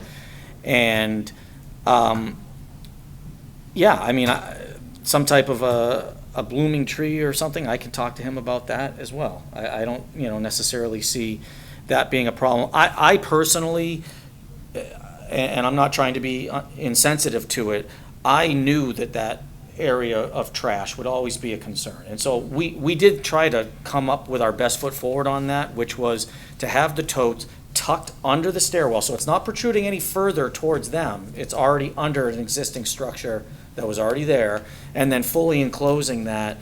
We were really trying to make that work well. And I can tell you that, worried about regular trash pickup, everything, all that will be regulated by the owner, to have the regular trash pickup as part of their lease agreements. And I can also tell you that you can see right on the these are 3 windows of units. So the trash is right outside their window physically. I think they're going to be very. What I'm saying is you're looking out kind of, that on my side, now I'm looking out on the side of this building here. And granted, it's been there, but, I don't know. Something to think about, I guess. Yeah, we can certainly talk about that. I don't think that where I'm going is we're certainly not making the situation in that area any worse in any way. No. The other thing is, we get a lot of site plans, and people come in, and a lot of times we don't hear from any abutters. And we've heard tonight from a couple of abutters, and it was made representative to us that they have concerns that there's a traffic issue. And that being said, moving forward, I'd really like to find out if there is a traffic issue and if we should do an actual traffic survey there. I'm just one member of the board, but I'm thinking, because I know at rush hour, Monday through Friday, traffic backs up at the lights all the way down, almost to the chapel, right down to Maple Street. And the people using Depot, I've seen them do it. They cut down through there and then they cut across, so they go all the way down to Maple. So to me, I as one board member, might be helpful. It might help the neighbors appreciate, we could take that question off the table, I guess. Well, I guess what I'll say to that is, we have to recognize what the implication of that would be, the cost of that to the applicant for what the potential benefit that study could provide. And what I can tell you is, first of all, any type of typical traffic study for a 4 one-bedroom apartment unit would not require a traffic study on basically any circumstances based on how low the generation is. If we were going to do anything, it would be similar to what we already talked about, which is a traffic impact memorandum that talks about what the existing use is from a trip generation standpoint versus from existing to proposed.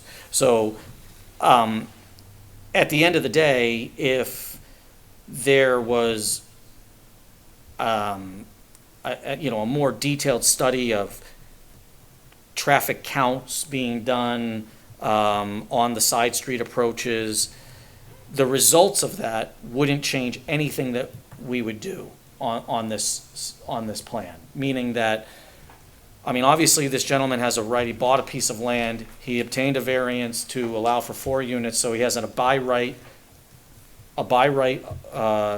use of a 4-bedroom or 4 one-bedroom apartments. And so we can't say he can't put something here. So if he's going to have 8 parking spaces somewhere, and we've already gotten feedback from the DPW that they would prefer that to be on Pleasant versus Depot, I don't think it would be fair to the applicant to have him spend a bunch of money on a traffic engineer to basically conclude, yep, there is some cut through on Pleasant Street. The 3 trips during the peak hour that this would generate will have 0 impact whatsoever on that operation. And, and I can say that just because I'm probably a little bit more desensitized to it. But we talk about projects in my field where we're like, it's only 30 trips being added that will have 0 impact during the peak hour. So like for us to say 4 trips or 3 is going to have 0 impact, that really means 0 impact. And there's really no mitigating effort that we could do to change anything to make that situation any different. I don't think a traffic study would show that Depot would be a better option than Pleasant for the other reasons that I mentioned, from the commercial traffic and some of those reasons. So I guess what I would say is I'm totally comfortable documenting and putting in writing that we're going to have a reduction in trips there to get that on the file for the board, but I wouldn't want to do anything further. I don't think that would be appropriate. So, and I'm just curious, and maybe my more experienced board members, I'm not sure what a traffic survey would cost.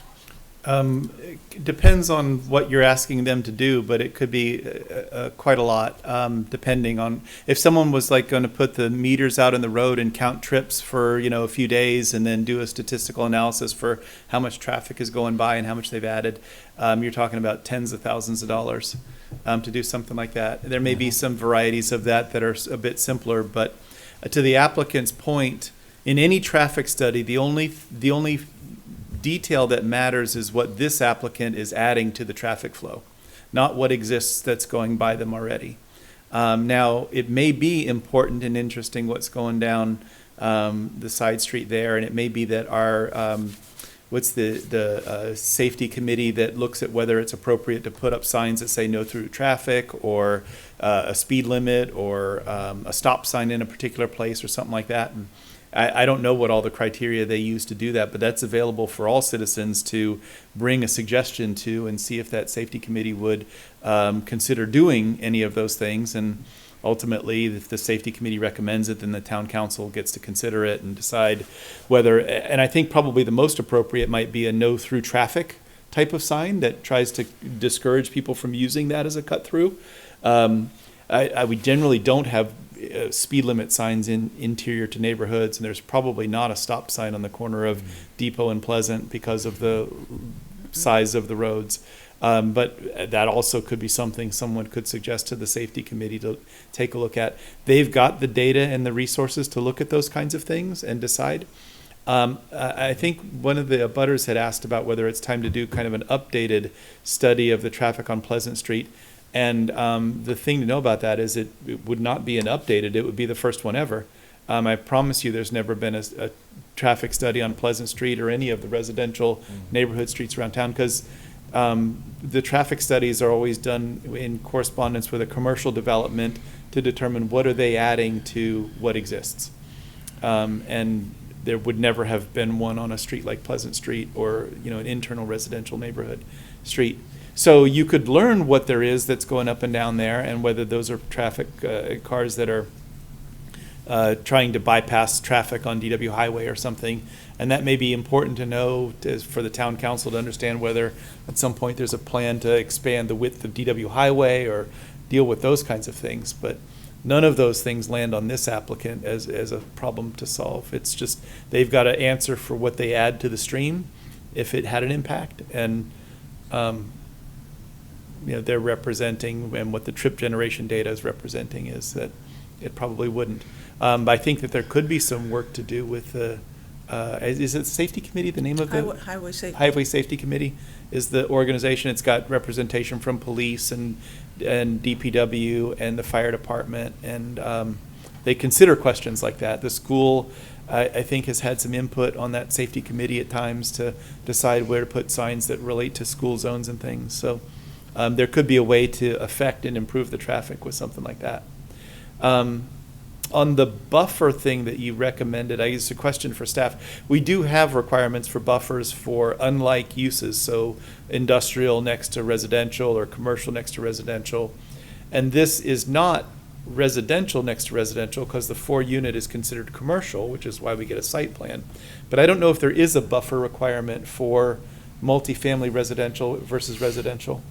That's a great question. I'd have to reread how it's written, whether a multifamily would be considered residential in the context of that regulation. I could look at it more closely. I think that if there is a buffer requirement, it's probably a very minimal one, but I would suggest to the applicant landscaping, the blooming tree that was mentioned or something, and not just in that space between those lots, but when you cut some pavement out front and you create some new grass area, plant a tree or two. Get some curb appeal going from the other side, which will help the neighbors as well. Putting a maple tree or something in that space, little challenging because it'll outgrow that space eventually. But even 1 or 2 maple trees won't visually screen the building at all because the leaves are all up in the air and they're off on the wintertime and all of that. But it still adds to the streetscape a little bit better than looking at the side of a building.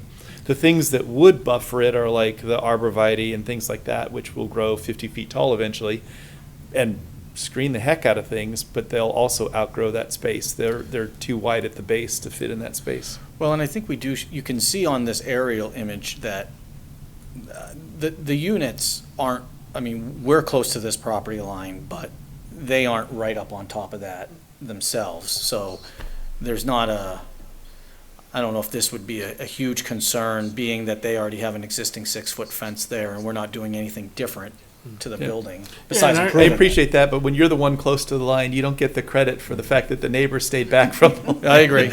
I appreciate that, though. And that's why I suggested maybe working with the neighbor, talking with them, and because you don't have that space against the fence and the wall. There may be some things that you can do to make that a more pleasant thing to live next to with some amount of landscaping. I certainly, if there's a 6-foot fence from the neighbors, the neighbor can have their fence up or down, and otherwise I can't, but I wouldn't suggest that you put a fence right next to their fence that just duplicates it. And yeah, I'm sure we can come up with something. But yeah, whatever that you can do, if you've got some green area to put some kind of more attractive landscaping. And again, on the front, on the Depot Street side, when you cut some pavement, focus on what that landscaping looks like too. Other members of the board? You gonna make me break my rules and let you talk when there's no public hearing? One respectful request, could we please ask that the present owner maintain the Microphone. property Okay. and the grass? Microphone. So Go to the mic. the unofficial public comment was asking the owner to maintain the property and mow the lawn, and I think they heard you. We don't regulate that, so I can't make them, but I can tell you that applicants always do better in front of us when you're good neighbors, so be a good neighbor. We have a nice neighborhood. Thank you, and all right, you made me break my rules. Sorry. I'll let you do it. fitting. No worries. Okay, other comments by members of the board? No, sir. I think that if our discussion is complete for tonight, there are some things that we want to see added to the plan with where the pavement will be and the curb stops will be and anything else that's going to be added to the plan. I think Nelson's right to see an actual plan with what's I proposed. want to see a plan with what they're proposing to do. Yep. An as-built, you've got pretty much there, or an as-is, and I want to see what gets paved when you're done, and what's not paved anymore when you're done. And I want to see that on the plan, so that when this is all, when the dust all settles, we know what we've approved, and we know what we got in the ground that's approved. Okay? Yep, Excellent. Are there other things that we need to Understood. accomplish between now and the next time? Casey, you said you had some comments before we opened it up for the applicant. Most of my comments were related to parking, which we've gone over. I think earlier I mentioned that there's nothing in writing in the staff memo asking for the stripes to be redelineated, but if this is going to be continued, we can just simply add that to the conditions before the next meeting. Yeah, I'd like that to be both a condition, but also to show that on your final plan. On the that you're plan. striping Yep. the existing parking spaces.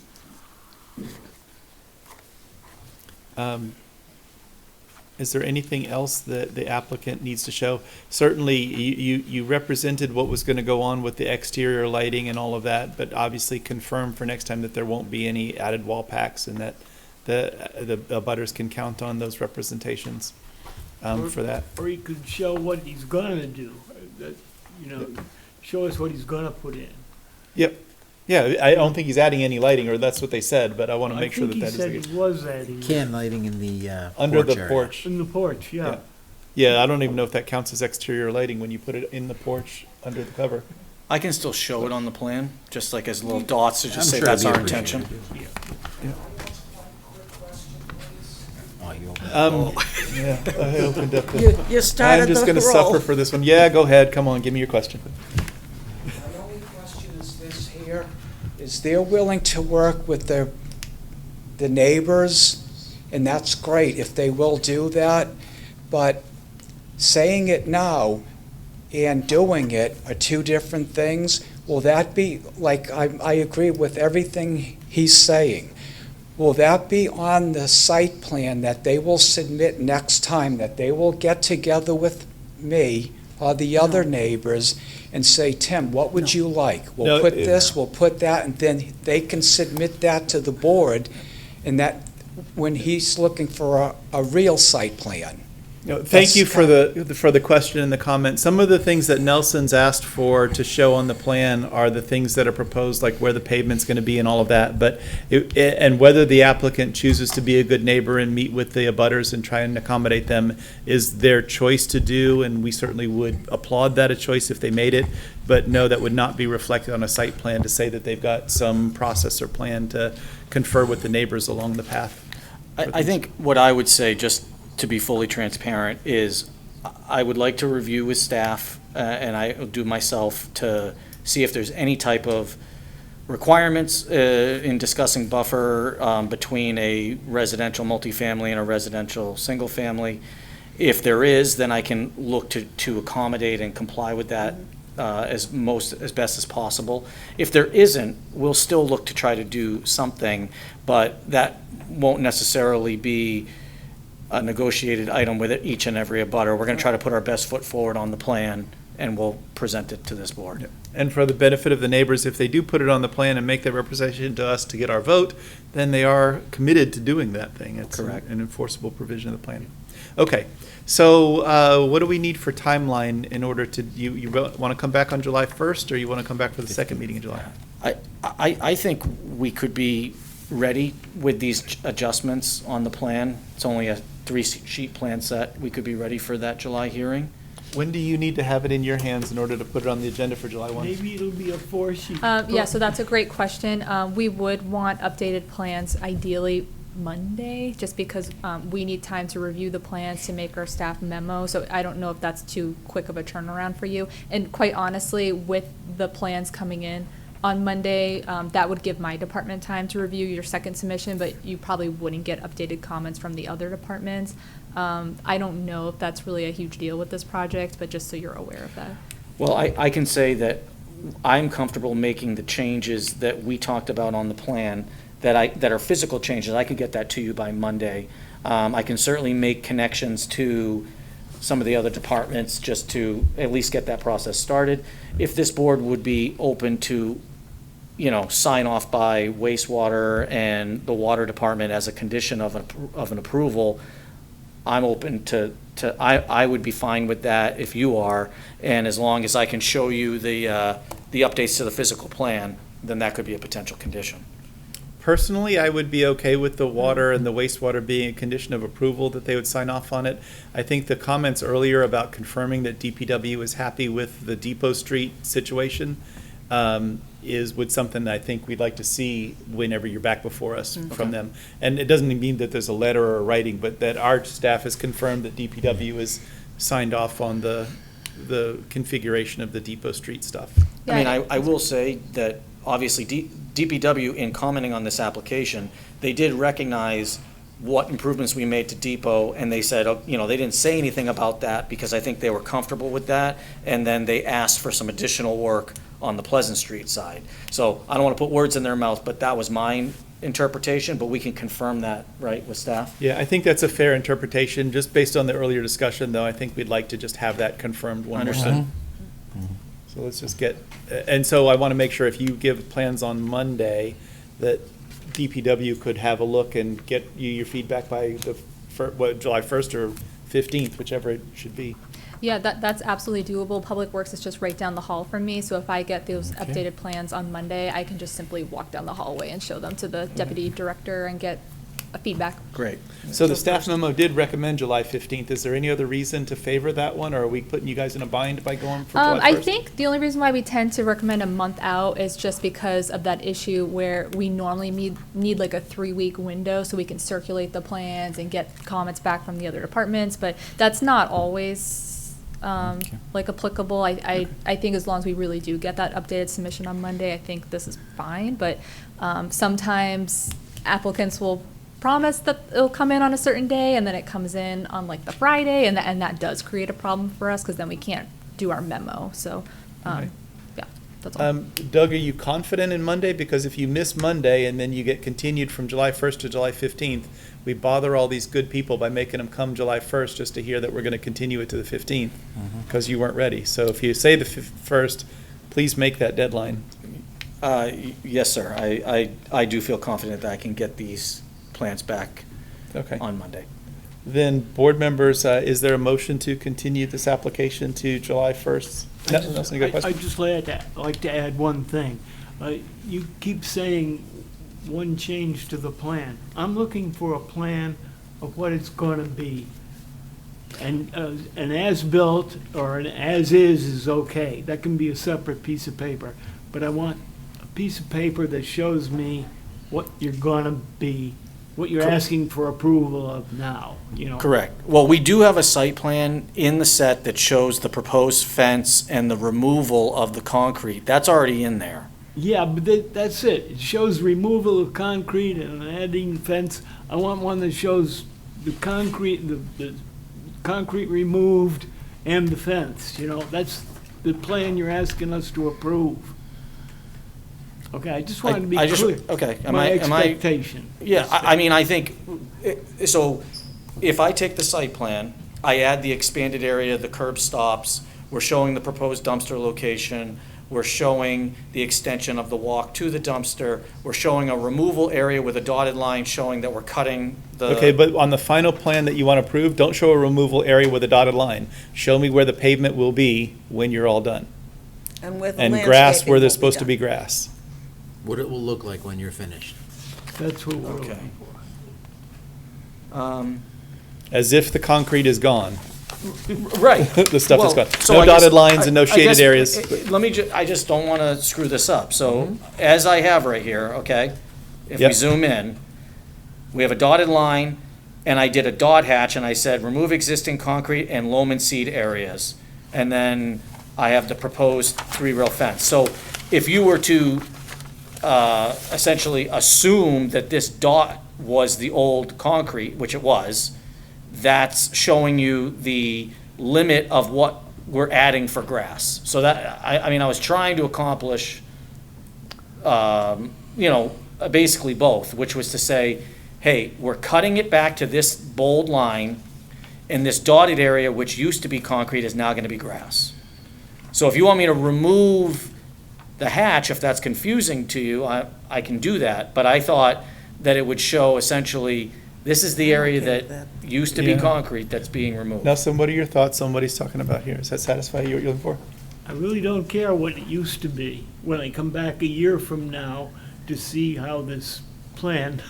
No, but part of their plan, part of their proposal is to seed and loam, and so that's what he's showing is where the little dotted area is that it's to be landscaped or seeded and loamed. Bob, I do have a recommendation. Sure. That might address Nelson's concern. So I think maybe Nelson's confused because sometimes when there's plans before this board, the site plan and the demo plan are two separate plan pages. Yes. So You got maybe, it. yeah, so maybe you'd find that easier to read, where you have one page that Yes. shows where the concrete's getting removed and what's getting seeded and loamed, and then a separate page that doesn't have any of those light gray lines that kind of causes that confusion. That's just the site plan page, that's showing like the final product. Is that what you mean, Nelson? That's what I Okay. mean to do, yes, so that the future, the next time this comes up in 10 years, they know what they have on the ground, or they know what was approved on the ground. I can incorporate a demo plan into the set, which would make the site plan that much more clear and clean of just what's proposed. Thank you for that, and if you propose to put a couple of trees, or if you find out you need to put a buffer or whatever, put that on the plan too. That would be nice. I will add That would those also- to the site plan. Just to Neil? agree with Nelson, on the Pleasant Street side where the parking will be, it'd be nice to see what the final outcome will be over there when you do cut the grass back. Oh, of course, I did plan to add that. Okay. That just hasn't been done because that was a comment we just received. So either way, that's getting added, but I So can then see we what should Nelson's run on- saying, that the dot hatch is, is that pavement or not? What is that? We can get more clear by just locking down the solid line of where the edge of concrete will be.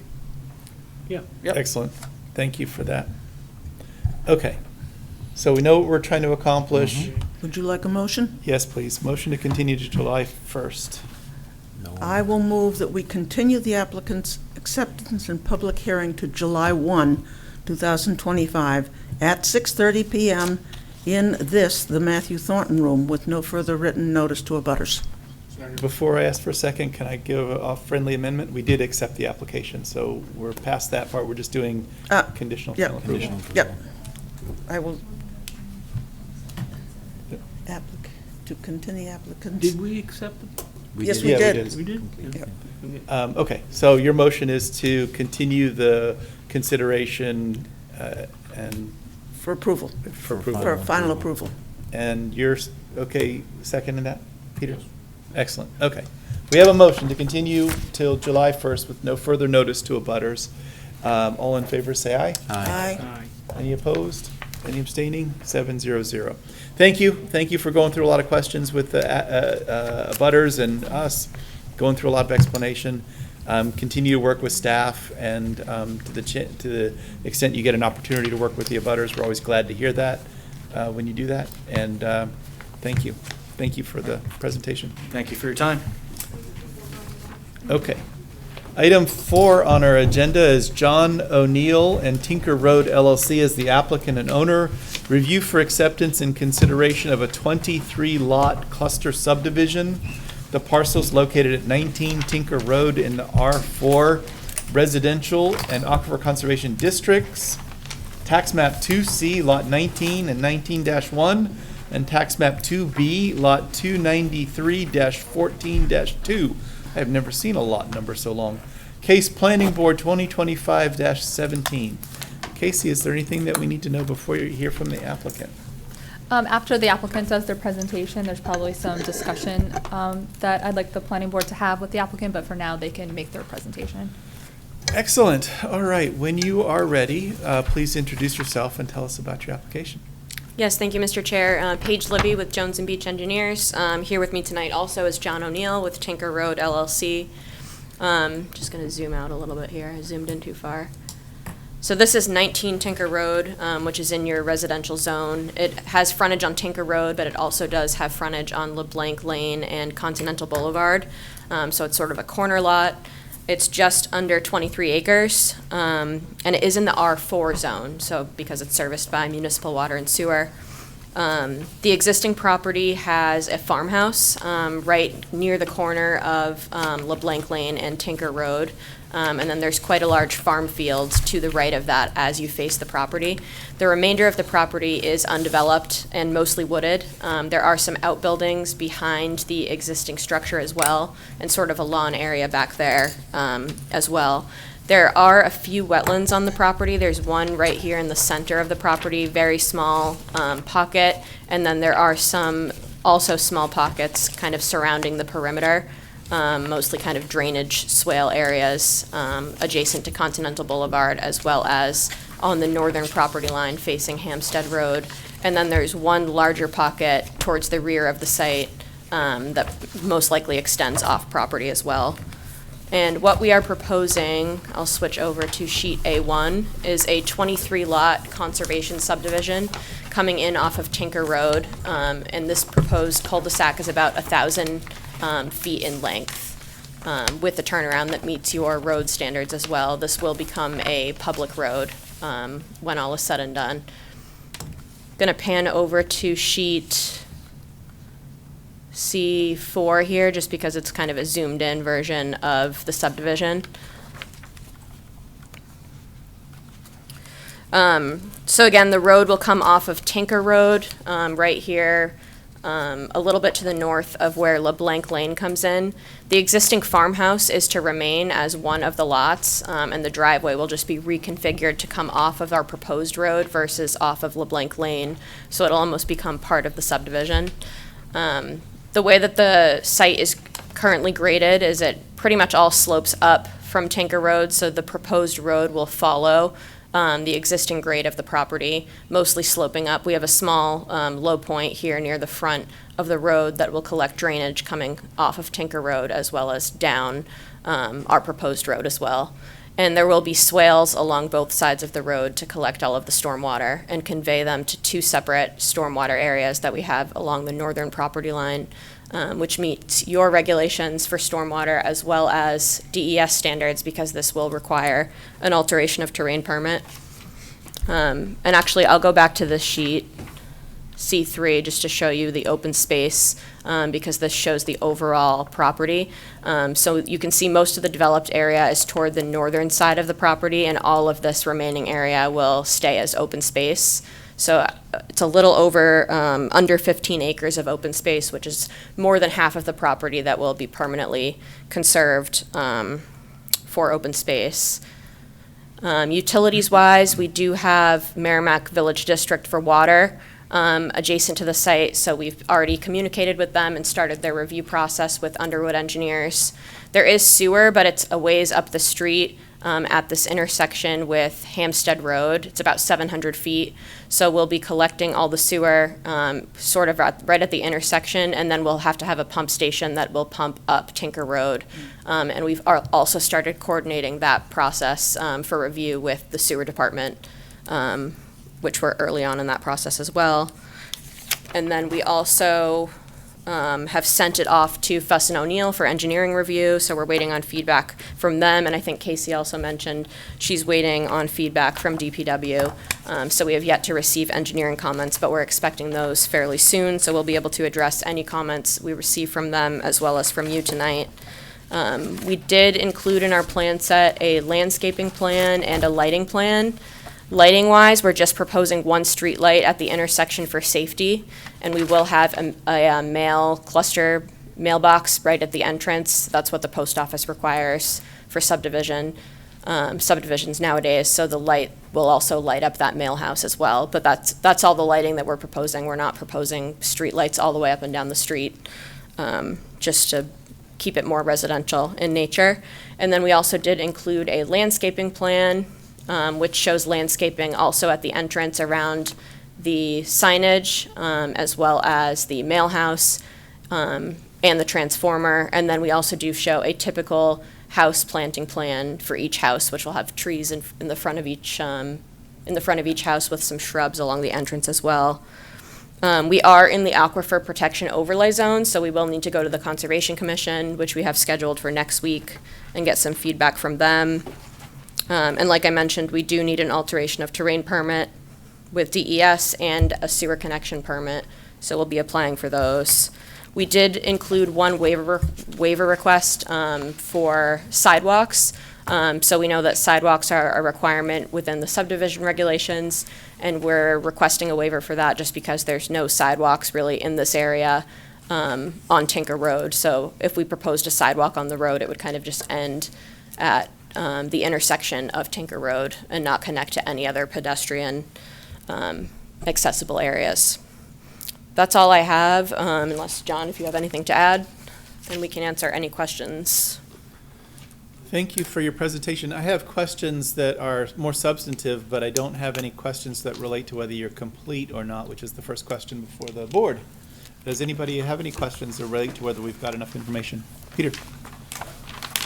Maybe this is too soon in the process, but I see the wetlands, the aquifers and everything. Is it proposed in covenants because this road will probably be privately maintained for a period of time? Turn your microphone on and... I apologize. You'd think I'd know. Start again. Maybe this is too soon, but in your covenants, is there anything about road treatments and driveway treatments? Because this, you got aquifers and so forth here, wetlands, and for a period of time, this road will be privately maintained, it would be imagined, right? And then it'll switch over to the town? Is that how this would work? So they construct it to town standards from the beginning, and then when they're ready, they petition the town council to accept it. I don't think that happens immediately. It usually is when some of the lots start to fill in. But I think that as soon as they've got it built to standards, they could petition the town to assume ownership of it, and then the council can respond to that as they see fit. But probably for some period of time during construction and things, they'll privately maintain it. So would that be part of your covenants in this neighborhood? Yeah, just to answer the question about I think you're talking about de-icers and things like that, because we're in the aquifer zone. My understanding is that within the regulations, there are some restrictions on what can be used. So that is certainly something that could go in the covenants for the property. Yeah. Or in a development plan for the developer as well, because it may be that the covenants don't even kick in if you haven't sold any lots and you don't have an association. But in the developer's development agreement with the town or something. Okay, anything else, Pete? Anyone else have anything related to completeness, Nelson? Well, I'll speak to that issue since Yeah, please. it's still on the table. The normal process here would be that the developer would come to the town and bond for the completion of the road. And it would not be accepted by the town until it was all complete and the bond was released, which is usually a couple of years later.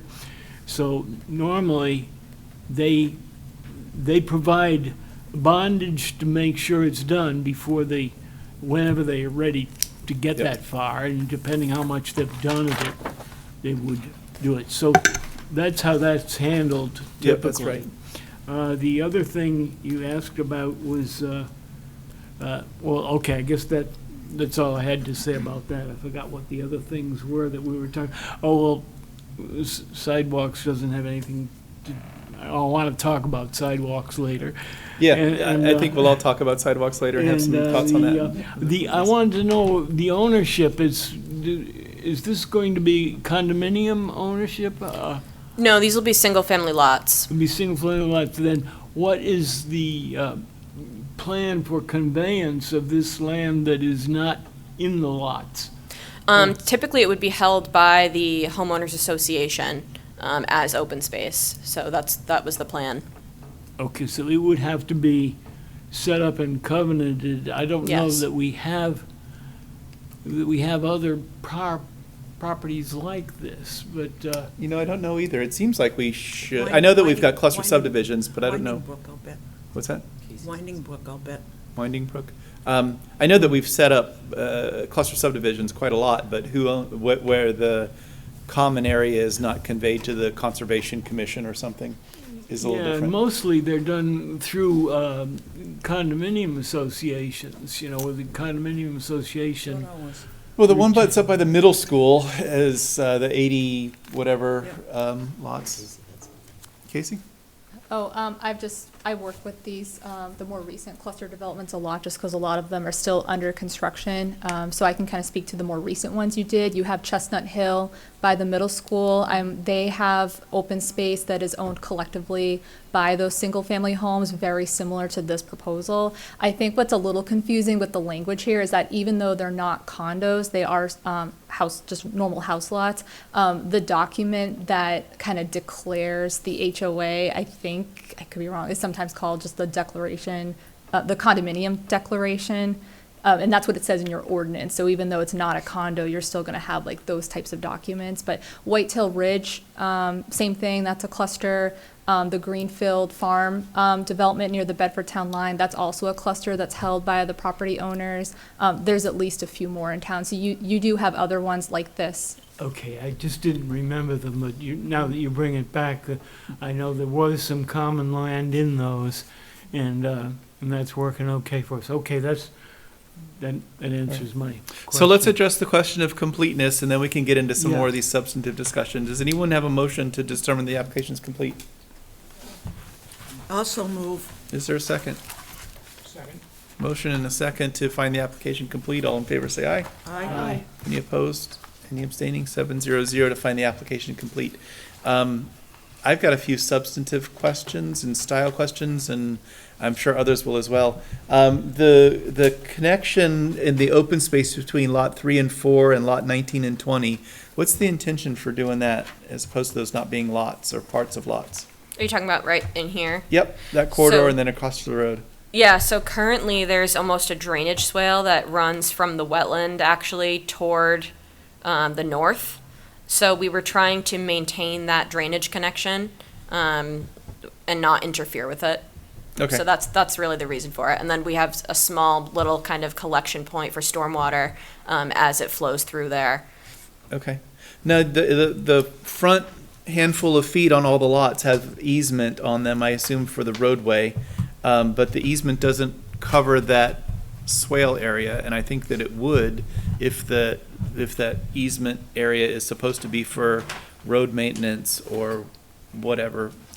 Am I looking at that right or wrong? Yeah, that's a good question and a good point, because we do have the easement which is basically for the maintenance of the drainage swale along the basically along the road, but we didn't show easements for the stormwater that's sort of off the properties. We weren't sure how the town typically likes to handle stormwater that is for a subdivision. Like, would that be something that would continue to be maintained by the homeowners association?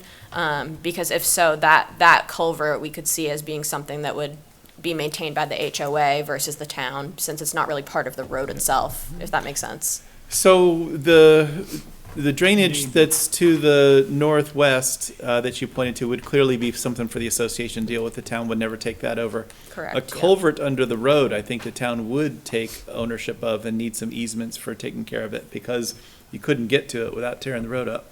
Okay. I think. Yep. But we can maybe get some clarification on that.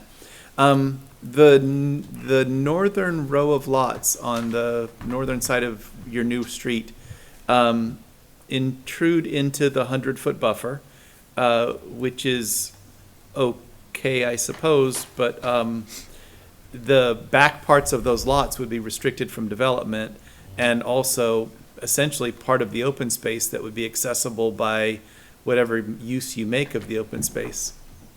Yeah, so I think this is what you're talking about, this 100-foot Yeah. buffer that kind of comes onto the lots. So originally, when we first drafted this up, we had the lots close, we had the back lot line basically following that 100-foot.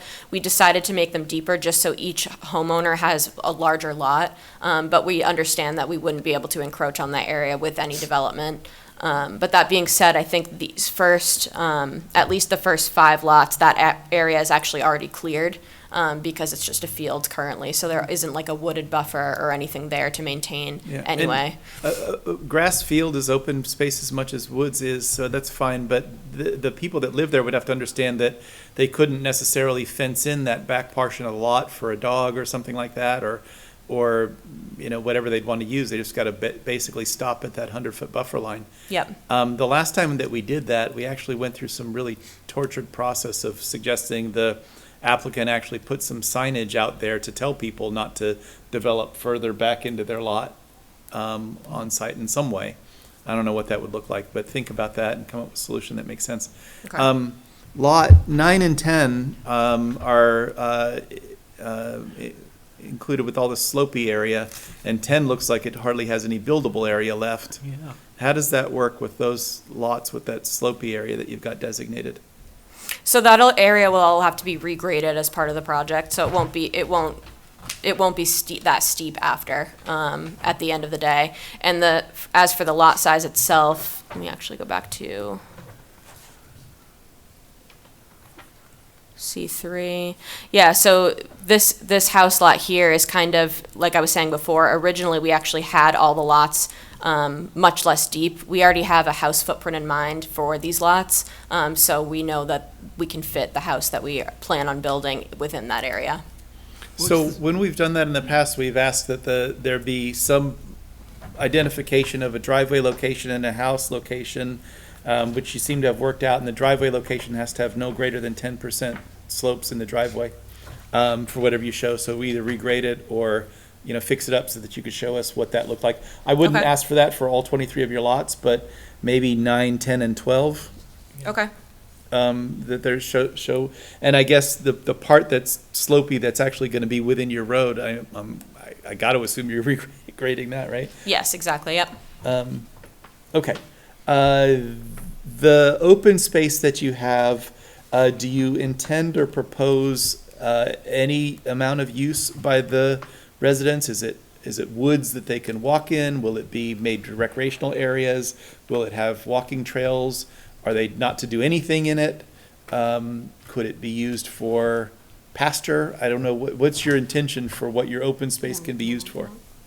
We don't have anything in mind for it right now, so we're open to suggestions on how you've seen it done in the past. We're certainly willing to do trails or anything like that that could be seen as an amenity for the subdivision. I think we've been flexible with what the applicant wants, as long as we, and then the staff has asked us to be more clear about what we actually expect. Yep. And my sense of things is, I don't want to see residential or commercial structures, minor structures like a bridge over a wet area, or walking trail type stuff, signposts and a bench, or those kinds of things are all certainly appropriate. I did mention to the staff that I've seen an applicant in another town put golf course in their open space, and I thought that was fine personally, because it's not a structure and it's green open space like anything else. But whatever it is, make sure that you're laying out for us some clarity so that the staff can work with it and understand what to do with it when questions come up in the future. Okay. And if it is sort of a no disturb, and I think perhaps the 100-foot buffer is no disturb, but the rest of the open space can be whatever you think it ought to be. Or maybe if you want to have the 100-foot space to be able to be either forested or cleared at your election or the homeowners association's election, lay all that out and specify what it is that you're proposing. Okay. I don't know if you've got a pond area or anything where you want to designate whether people are allowed to do anything in a pond or a wet area or a stream bed or anything that like that, where I wouldn't necessarily think that you'd specify whether somebody could fish in it or something like that if it was there, but whatever somebody can do with a wet area, if there is one, just make all of that stuff clear. Okay. And for the benefit of the board, just to reiterate, the staff has asked us to be more elaborate with our specifications in the Good past, because idea, we yeah. haven't been clear enough to resolve questions that have come up in the past. Those are the questions that were on my mind, and actually I'm borrowing the questions that the staff pre-fed me. Does anybody have any other questions or comments about the application? Yeah, I do. Nelson, go. Yeah. What's to the plan that's up there right now? Yeah, the land to the left, to the, I guess that would be the east. What's that? Is that part of this? No, so this is actually all open space for an abutting subdivision, which is also a conservation subdivision. So that's all open space currently. Okay. Oh, all right. They have access to all of that already. What, is it part of one of their conservation areas? Do you know? Yeah, it's for Hampstead Road and Dunbarton Road. Oh, okay. Maybe they'd want to tie them in some way. I don't know if they have any trails or anything out there that they utilize. Maybe. I That don't could know connect, either. yeah.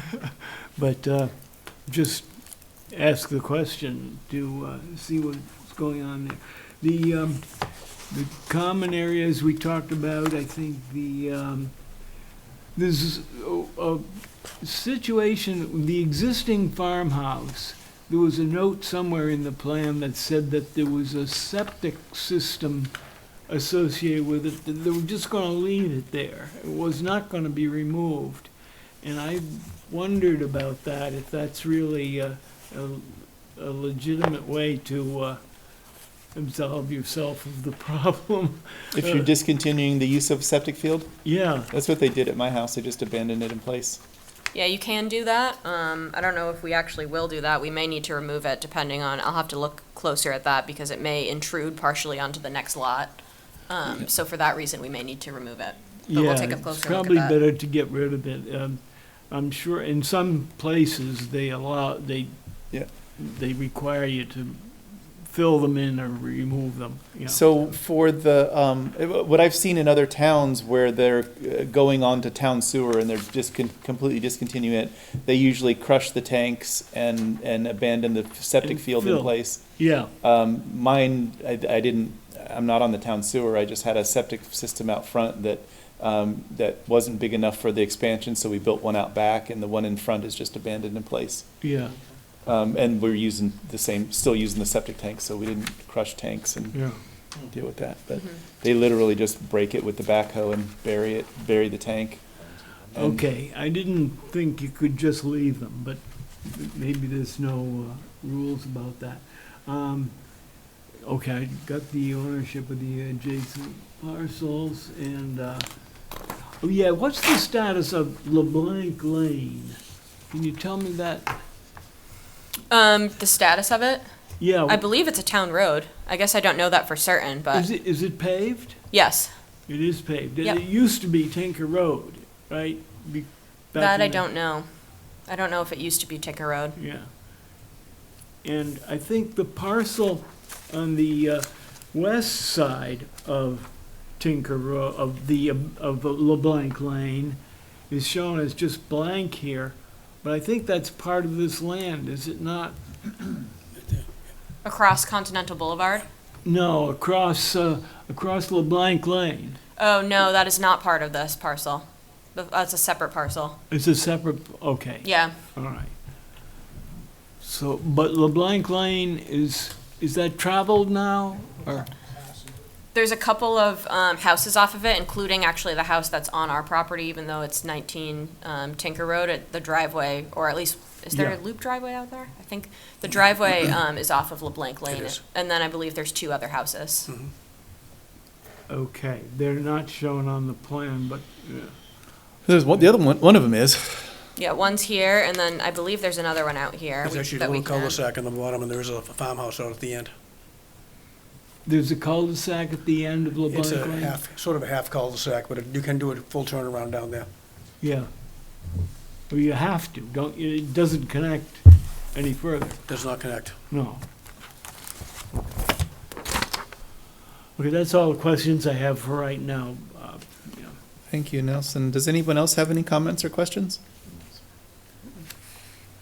Of the sewer question, the sewer pump station she mentioned, that you need to go through Public Works on that and get their Yes. okay on it and so Yeah, on. we're working with them on a sewer feasibility study, so I'm sure they'll have plenty of feedback on the pump station and things of that nature throughout the process.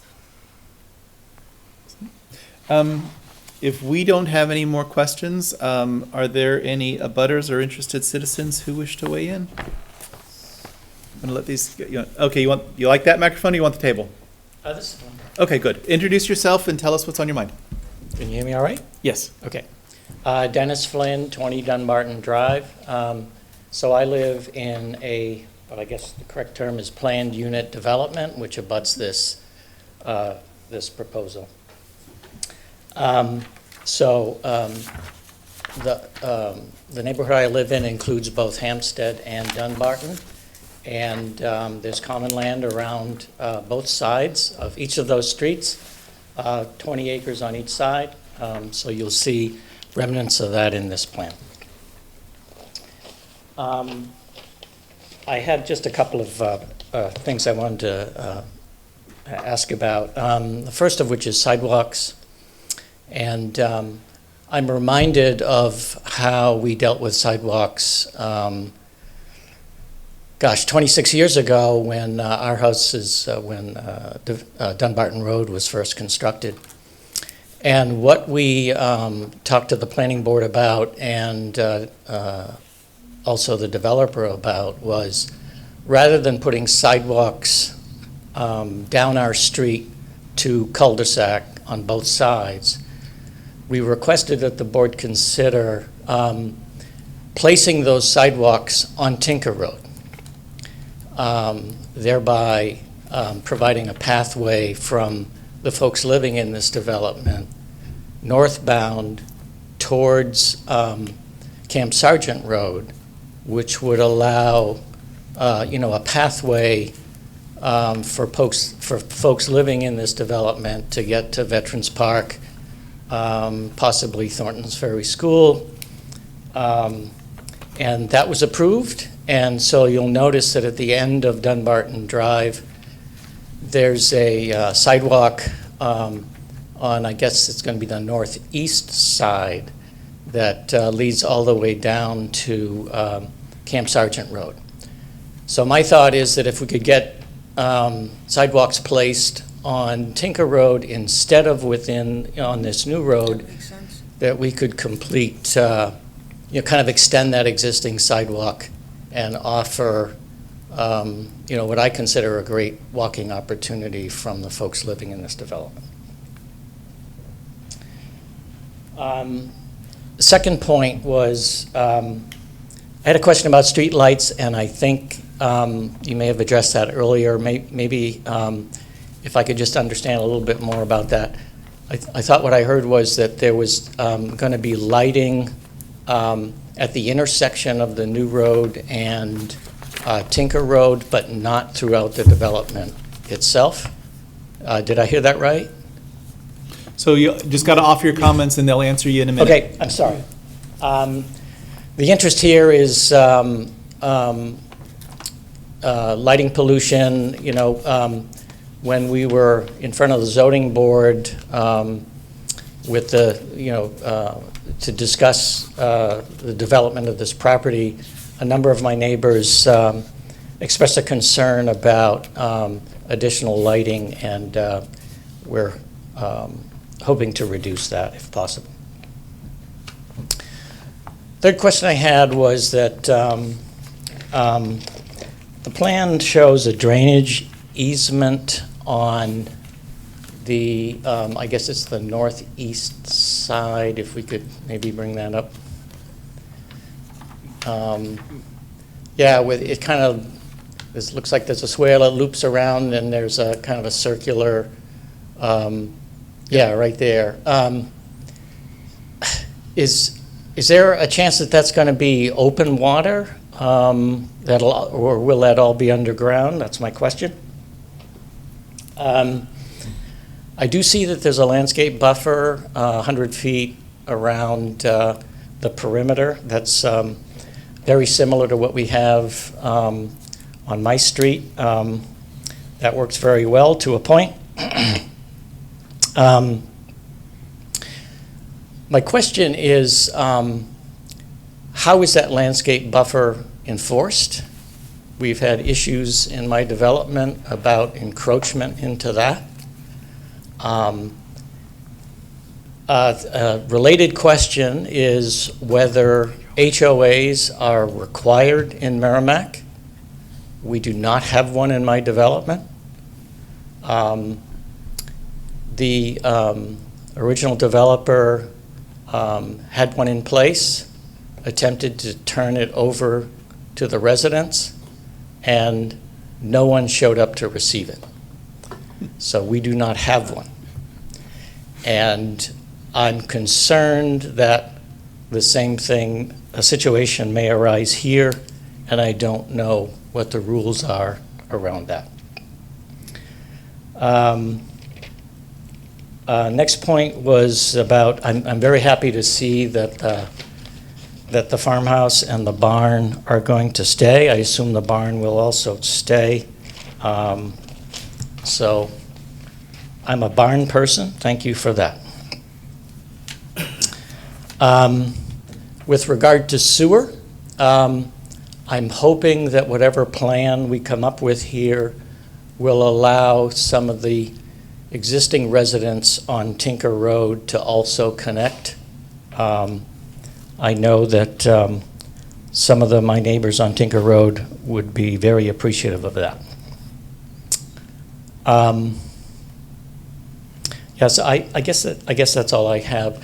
I guess one minor question I had, and I guess this isn't the proper forum for that, but my understanding is that I live in a planned unit development, and my understanding is that this is a cluster development, and I don't know what the differences are and what the rules are. They seem very similar, but I can dig more into that and try to figure that out. Thank you. Maybe we'll get the staff to elaborate a little bit. They are very similar. I'm not sure I could tell you the differences off the top of my head. But maybe we'll get the staff to elaborate on that in a second. But let's finish the public hearing and gather what other public input there may be. Come on forward, sir. Hello, everyone. I'm the future owner of a lot that's abutting this project. That's 15 Tinker Road. My name is Chirag Shah. I had the current owner with me. He had to leave because we weren't sure. So we're under contract. We're closing in a few days. So he had to leave, so he kind of passed me a few things he had and a couple of things that I have. I'll talk about that. The retention pond, I'll start with that. When I look at the elevation in the drainage plan, the retention pond and this view doesn't show the lot, the 15 Tinker Road, so maybe if you can go to another one. Yeah, right there, that building. The elevation on the southwest side of the lot that we're purchasing is exactly the same, to about 218. Any spillover from the retention pond is running straight to our lot. Same thing in the back where the abutting lot on the southeast side, that is the Hempstead cluster owned. The elevation there is this super low already. There is water like pooling. Right now, if you go drive around, there's a bunch of water on either side. With this retention pond and the drainage plan, there's more water pushed in that direction. I think it's probably meeting the code and whatever the permit requirements are, but our request is that we put a 4 feet berm on either side to mitigate the risk of flooding our property because of that. On the south southwest and the southeast side. And that's not, I don't think that's too much to ask. And that falls not on any of the lot, but on the open space. And that wouldn't bother any of the future owners of those lots either. So that one request to consider. I want to repeat what the neighbor said is in terms of enforcing the buffer and what mechanism we have if this is not going to be HOA, if there is any encroachment down the road, or if there's any activity that shouldn't happen or any development that shouldn't happen in that space, and there's no HOA, as a neighbor, who do we approach? Who do we go to even initiate the conversation? For us, it'll be the lot owners right there, but they don't own that space, so we'll be left in the dark, not knowing what to do about it. So some understanding around that, and what mitigation or what mechanisms we have to take care of that. Also, a little interested in if there was any plan in terms of what these units are going to look like. I know there was, I think, a few months back, the developer had approached, since they purchased the lot, there was an attempt to get a zoning variance to build a seniors community here with many more lots than what's on this plan. At that time, and I was surprised, to be honest, that there are not more abutters here, because in that meeting, the zoning meeting, the room was full. And there were many other concerns that are still similar concerns that they're just not here to share with you right now. So going back to my question is, what type of homes are expected to be built here? These are not super big lots, so a 2-bedroom, in my opinion, would be fitting, given that the buffer that we have to leave behind, which means the valuation of the abutting property can have, there's an impact. If there's too many small units or small homes, single-family homes being built, could bring the valuation down around in the neighborhood. The drainage connections, I think I covered that. And then I want to just repeat the sewer. I think he was exactly referring to 15 Tinker Road neighbor. They were not, when the current owner built the property, built the building, and they were denied connection to the sewer at that time, because I think the reasoning was that there was no capacity. So he had to go ahead and build a septic. So there is a septic on 15 Tinker Road right now, which again, we would like to, nothing like connecting to the public sewer if you could. So there will be a desire to do that. And with this approval going for the subdivision, we would be wanting to tap into that as well and take advantage of that. But yeah, those are some of the ones I had. I think the most important one would be those 4 feet berm on both sides to prevent that additional water running into our property. Thank you. Thank you, sir. Are there any other abutters or citizens who wish to weigh in? Okay, then we'll close the public hearing for now. I think this one, like the one earlier tonight, will have some more time visiting with us, I think. And so there may be a future opportunity to have input as well. On the question about enforcing the buffer area and the applicants and the neighbors who talked about the occasion when there isn't a homeowners association, there isn't a requirement that there be a homeowners association, and they do often fall apart, like the one that you mentioned on Dunbarton Road. Sort of that's my day job, is policing and challenging those things.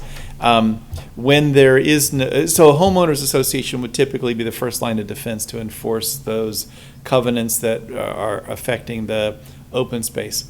Absent that, an abutter or a neighbor who thinks that this property isn't observing its setbacks could submit a service request to the community development department to see if there's some reason for them to go and enforce it.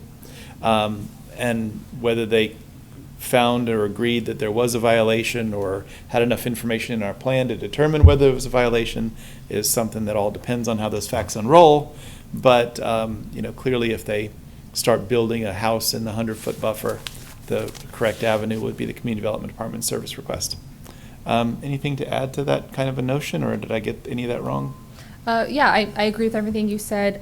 There is no requirement necessarily for the HOA, but part of the cluster ordinance does require that condominium declaration to be written and then recorded alongside the subdivision plan. So, and I get it, like, I've seen it happen before where you have all that infrastructure set up and ready to go, and then when it's time to have the HOA actually created, all these new property owners don't actually want to be part of an HOA, and they thought they were just buying like this house lot, and there's a lot of confusion with that. So that is a real thing that can happen. I've always wondered how that works when there is this violation in the open space area and there's no HOA to send a letter to.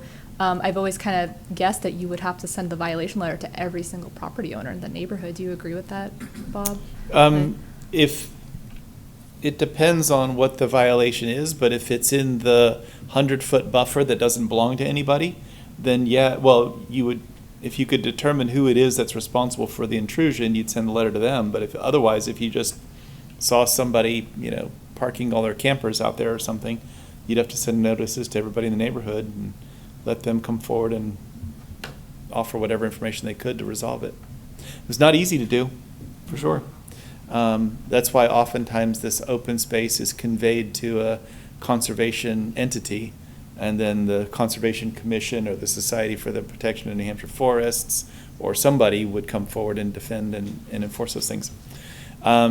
Perhaps there's an opportunity for the two neighborhoods, Dunbarton Way and what's the other one, Hampstead Road, for all of that open space, for those two plus this one, get combined and deeded to some entity that will take on that role of enforcing them if people wanted to do that. But I also agree with Casey that from the homeowner standpoint, people don't want them. They don't want homeowners associations. They don't want to be a part of them. They don't want to be subject to them. And so they will often not form them, or they'll sort of die on the vine. And that can be a real problem in terms of the enforceability. The comments about the elevation of the detention pond, the specific suggestion that was made by the abutter is something I don't think the planning board necessarily dives into the details of, but the application itself is peer reviewed for engineering and would have to have our peer review understand that these guys are not going to flow water off of their property in any greater degree than it already existing does. That's what the standard is that they're required to do, with their engineering design being double checked by our engineers to look at them. And they're not permitted to flow water onto your property, or at least not any more than happens in a natural case. Other than that, those are the questions that were brought up by abutters that are sort of planning or town related. The rest of these, I'll defer to the applicant to respond to whatever they heard among the questions and comments. I know I heard one about lighting and a few more about some of the open space and how it's treated. And then I thought of another question I wanted to ask too, but it's a weird one. Go ahead with your comments to the abutters. Yeah, so I'll just zoom down to our lighting sheet. So sheet L1 in the plan set shows the one light fixture that we're proposing right at the intersection, which again is intended basically just to light the intersection and the mail kiosk. There will be no other street lights in the subdivision. The remainder of the lighting will just be typical single-family house lights, front porch, maybe a garage light, and maybe a deck light that would just be controlled by the homeowner themselves. I think. Dark sky. Sorry, what? All dark sky. Yes, and the proposed light that we do have is dark sky compliant. I think you already kind of addressed the question on the detention pond. And then the HOA question as well, and how that would be enforced. Certainly bringing the sewer up Tinker Road would enable homeowners in the future to tie in if they decide to do that. It will be a pump station, so they will have to have some kind of pump on their property still that would likely be homeowner, owned and operated, but still would be likely less ongoing maintenance than a septic system, so. Yeah, that's a pressurized line. You can't gravity feed into it. Exactly, yeah, so because it's pressurized, it would need, each homeowner would need some kind of small pump station for themselves, which is definitely feasible. And then maybe Casey can speak after about the planned unit development versus open space, because I don't know for sure whether or not Hampstead Road and Dunbarton Road were a planned unit development or an open space. I thought they were an open space development just because of the way that the open space and the lots are set up, but I don't know that for sure. Can you bring up Plan A1 for me? Yes.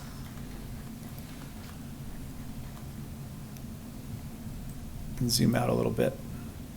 Right along Continental Boulevard, there's a tiny little triangle which is in common ownership with Tinker Road LLC. Yes. But it looks like, I don't know what, a few feet. Tax map 2B, lot 293-14-2. What is that? And how So did it there's- come to exist? I do not know off the top of my head how it came to exist. I could ask, I can ask our surveyor and get back to you at the next meeting. But there also is a parcel across the street as well that is in common ownership. It's all in one deed. So it's very unique and strange, and I don't know off the top of my head the answer to that. So I'll find out and I'll get back to you. Unless that's a buildable lot or it's there for a cell tower or some purpose, it would be my suggestion that the applicant consider just merging that in with the larger lot and not leaving it exist as 6 feet of a triangle or whatever the dimension of that is. Yep. It should have been done that way, yeah. It may be that those lots existed with their dimensions and they were just bisected by Continental Boulevard when it was built, and Yes, that's my guess as to why, especially since there's a piece across the street. yep. And then I think there was a concern about the size of the proposed homes. So they will be 3-bedroom. They'll be in keeping with the neighborhood. They're actually similar homes to what we had presented to the ZBA. We can submit some renderings for the next meeting.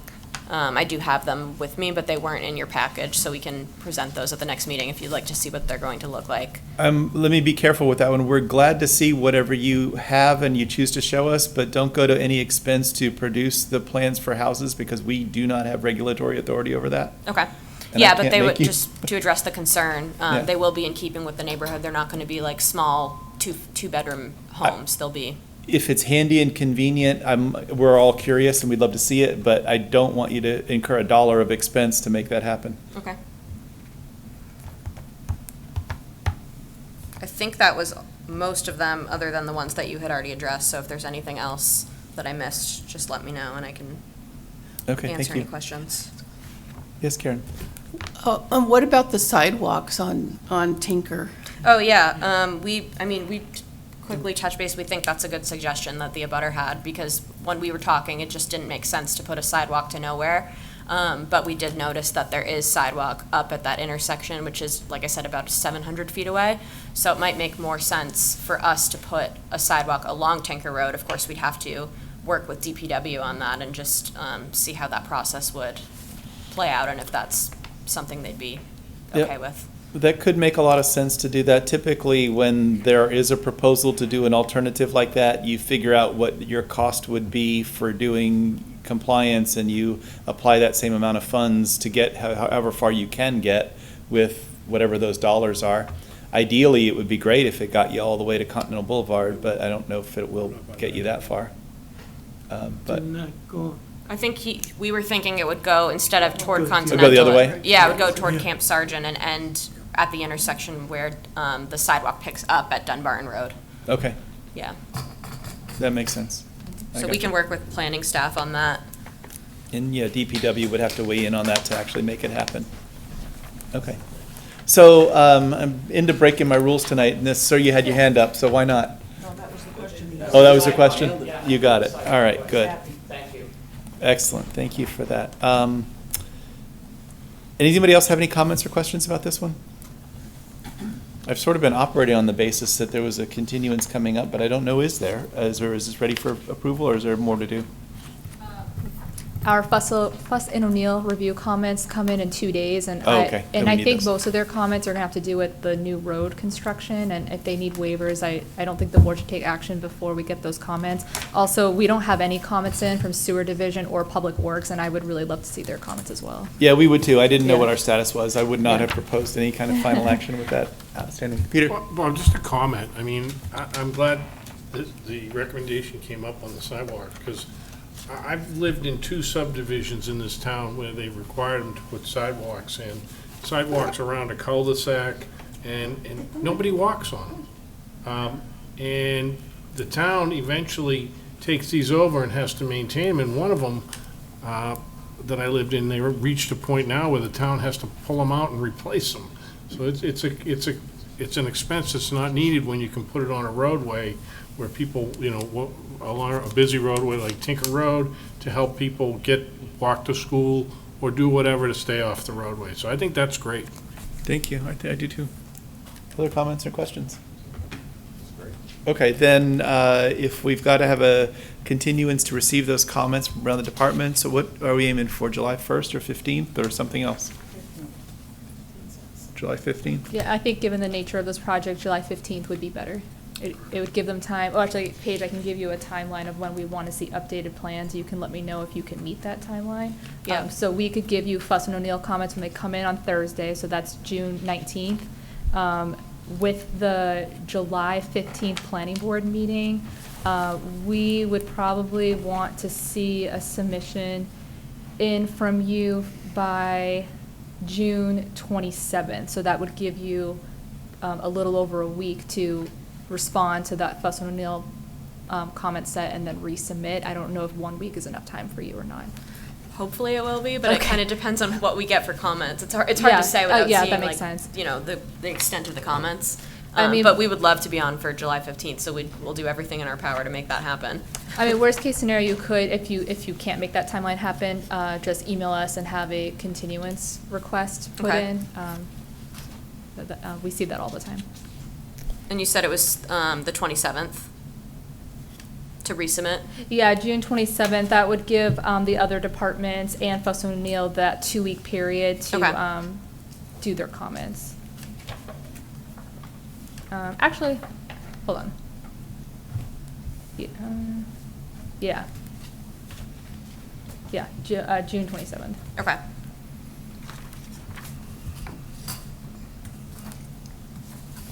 All right, before we take up the question of continuance, I did want to offer some compliments to the proposal. I think it is a very nice and attractive, aesthetically pleasing proposal. Cluster subdivisions, highly, highly sought after.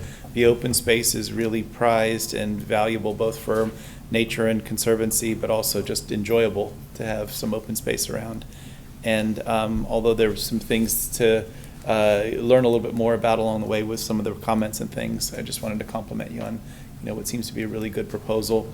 I don't think that I ever saw the proposal for the senior housing one that included a larger number of units, but a 23-lot subdivision, the traffic pattern is certainly going to be more than the 4-unit apartment building was heard earlier, but it really will also be virtually insignificant in terms of traffic, immeasurably small for a 23-lot subdivision. So I think it's a good proposal, and I hope you continue down the path and successfully meet all the standards. With that in mind, the next step is to have a motion to continue for a month. I'll make a motion to continue the public hearing for the Tinker Road LLC subdivision application to July 15th, 2025. And do I have to make a note about butters? Yeah, no further notice to No further abutters. notice to abutters. And then a second? Second. Nelson got a second too? I was going to second, but.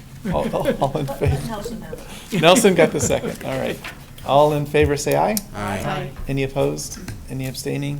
Thank you, and we'll see you in a month. Thank you. Okay. Mr. Chairman, before we leave that, before it leaves my mind, Okay. I would like to ask the staff to look into this issue with the homeowners association. Kind of bothers me. And I didn't realize that we were having this difficulty, and I think it's something we ought to look into. If there's some way of either enforcing it, or if we need some zoning change, if we need some kind of. it's a good suggestion to look into it, and the staff's first pass at that is to make us be more specific. Is what? Very strong. HOA is just as strong as a condominium association, if not stronger. It doesn't require, some of those things like in a condo association, you need insurance, you need insurance, you need insurance. You don't get to that level, but it's pretty darn tight. So I manage it, and trust me when I tell you, they'll ask me, we're gonna put a shed, and I'm very specific, and I'm Yeah. a dictator, but it's a dictatorship, and it's run very, very well, the HOA, because you're not taking over stormwater, it's my stormwater. So I've got to maintain that stormwater, I gotta send them reports to the town on a biannual basis, so they're very strong, you're gonna be happy with them. They are strong when there's somebody there that wants to be in that role like you want to be. And when there's not and everybody just wants to That's abandon the it, it rub. gets abandoned. Yeah. So anyway, Right now, There's always somebody, we turn them over, and we ask for the first 3 people that want to be involved in it, and boom, the hands go up. People love that. It's great. till they do it, and then they just, They like it. They like it. I'm glad to hear that that's the outcome that we can anticipate. I think that's fantastic. All right, we are up to Planning and Zoning Administrator's Report and discussion and possible action regarding other items of concern. I have a reminder here that we have a site walk at 29 Bedford Road at 8 a.m. on Saturday, June 21st, and the public is welcome to attend the planning board for this event. what day was And- that? Would you say that day again? I'm sorry. June 21st. Thank you. It's this Saturday. Address again? 29 Bedford Road. It's this Saturday or next Saturday? Bring your bug spray.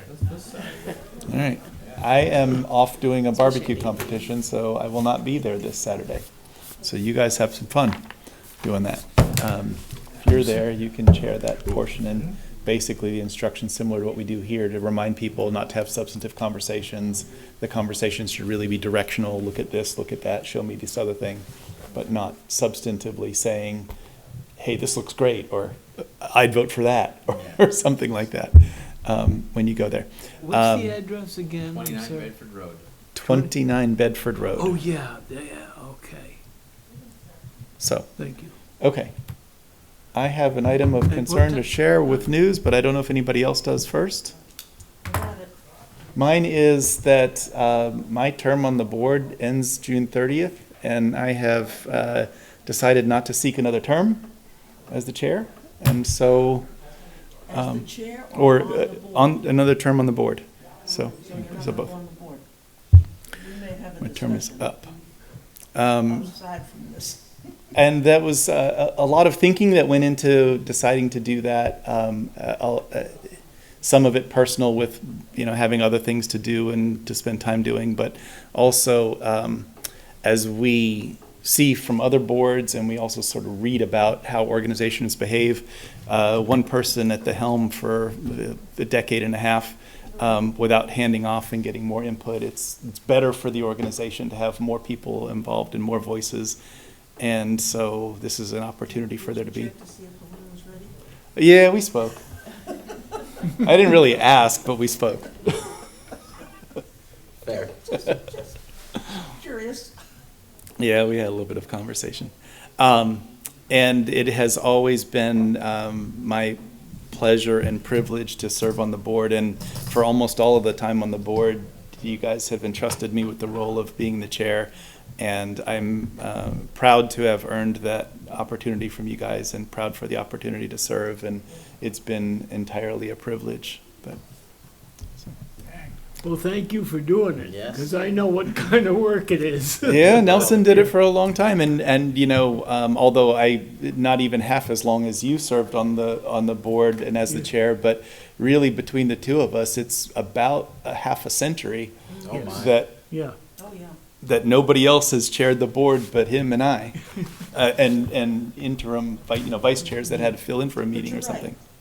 Changing It's not a bad idea. leadership is not a bad idea, just to get some new ideas, some new Lynn. direction. Oh, Grace. It's not Justin. good. It's not Grace.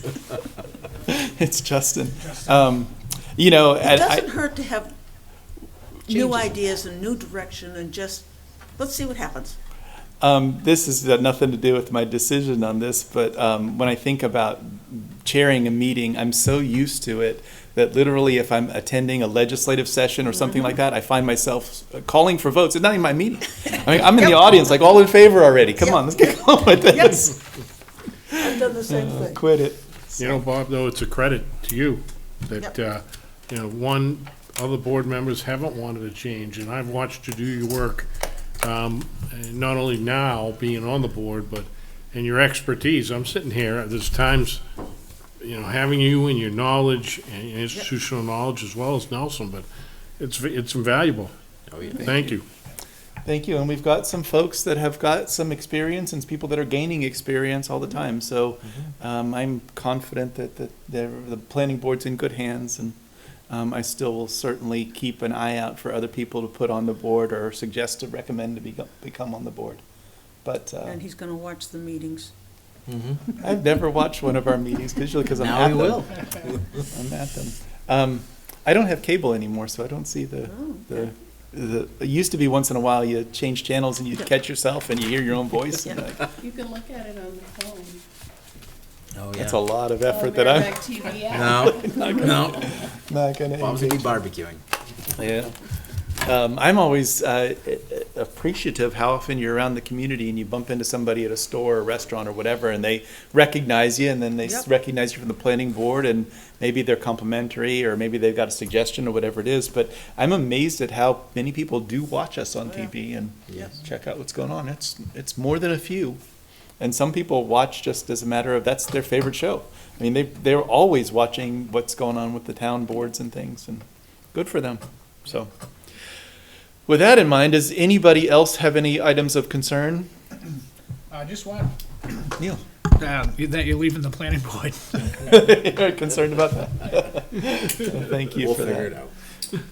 Okay. I have a couple of things. Are you at that part of Yeah. the agenda? Okay, I didn't know if you were getting to that or not. But first of all, I just wanted to thank Bob again for being the chair for so long. I've worked for about 5 different towns now, and Bob is easily the best chair that I've worked with, and it makes our job so easy as staff when there's a strong chair leading the planning board. So thank you so much, Bob, for everything. Thank you for that compliment. That really is, it means a lot when you mentioned that you've had experience with other chairs in other places. And then I just wanted to get back to the discussion about that site walk that you have on Saturday. I don't know, Halim, are you planning on being there at that site walk? Do you know? I can make, I know you're very busy, but I just want to make this announcement. It is a meeting. We do need minutes. I can't be there. I have to be out of town for a graduation party. It's very easy. All you need is just to list the time it started, list who was in attendance. You can literally have like one sentence saying we walked around the property and like Finished at 9:30. Yeah, write the time it ended. You don't need to worry about discussion or anything like that, but I just need something, and then you can email it to me. But it'd be great if somebody can volunteer just to take those really simple notes for us. I usually pass around something to get people to sign in, so you know from the public who was there in addition to board members that are there. Yeah, that's a great point too. Yep. And What then- time does it start? Is it 8 o'clock? I have 8 a.m. I have 8 o'clock, yes. She said 9, that's right. Oh, did I? I'm so sorry. 8 a.m. on Saturday. Yeah. And then lastly, I just usually tell you about like some of the administrative approvals that we've done since the last meeting, just so the board's kind of in on the know. Since your last planning board meeting, we've done an administrative approval for a new Jersey Mike's at the Shaw's Plaza on Continental Boulevard, so that's in progress. There'll be a new tattoo shop at the office building that's in the property with the, is it Axel Ice Cream? Did I say that right? Axel. Oh, yeah, yeah, it's corner of Bedford and Daniel Webster Highway. There's a office building, and there'll be a.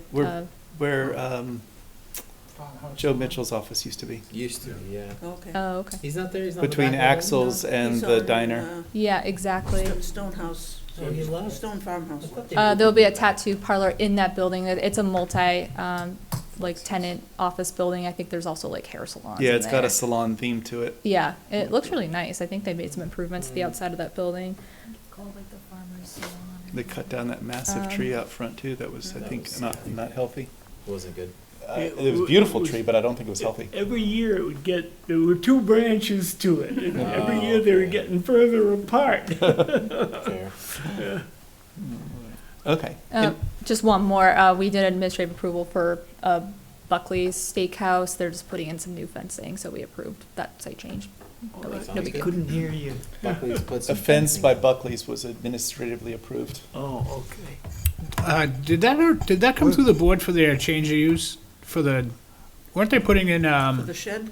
The carriage tap house room? thing. the tap room? Yeah, so that was kind of a thing. We sent them a violation letter because we drove by and saw the tap room and we were like, we did not know about that. But I don't want to throw anyone under the bus, but what happened was they approached other departments for other types of permitting, and unfortunately, no one pointed them to community development to get zoning permitting. And so we sent them a letter. They came back and said, hey, like, we did approach the town. So we kind of just called truce with them and said, yeah, this was on the town. So they did attempt to get their permitting. All right. Anyone have any questions for staff? Thank you for the report. If nobody else has any other items of concern, we're up to the approval of the minutes of June 3rd. I'm sorry, Nelson. Oh, any news on the tree, Yeah, so we sent out the letter. We got contact from the property owner. They are working with their landscape company to switch out those trees. So that is in progress. Thank you. I move we approve the minutes as presented. Minutes of June 3rd as presented. Is there a second? I'll second them. All in favor, say aye. Aye. Any opposed? Any abstaining? 700 to approve the minutes. We are up to item 7, which is to adjourn. Is there a motion to adjourn? So moved. So moved. Is there a second? Nope. All in favor, say aye. Aye. Any opposed? Any abstaining? All right, we are adjourned. I'm going to use the gavel this time. We're adjourned. Back to the table. And don't forget to turn your microphones off, and thank you for the good work, everybody.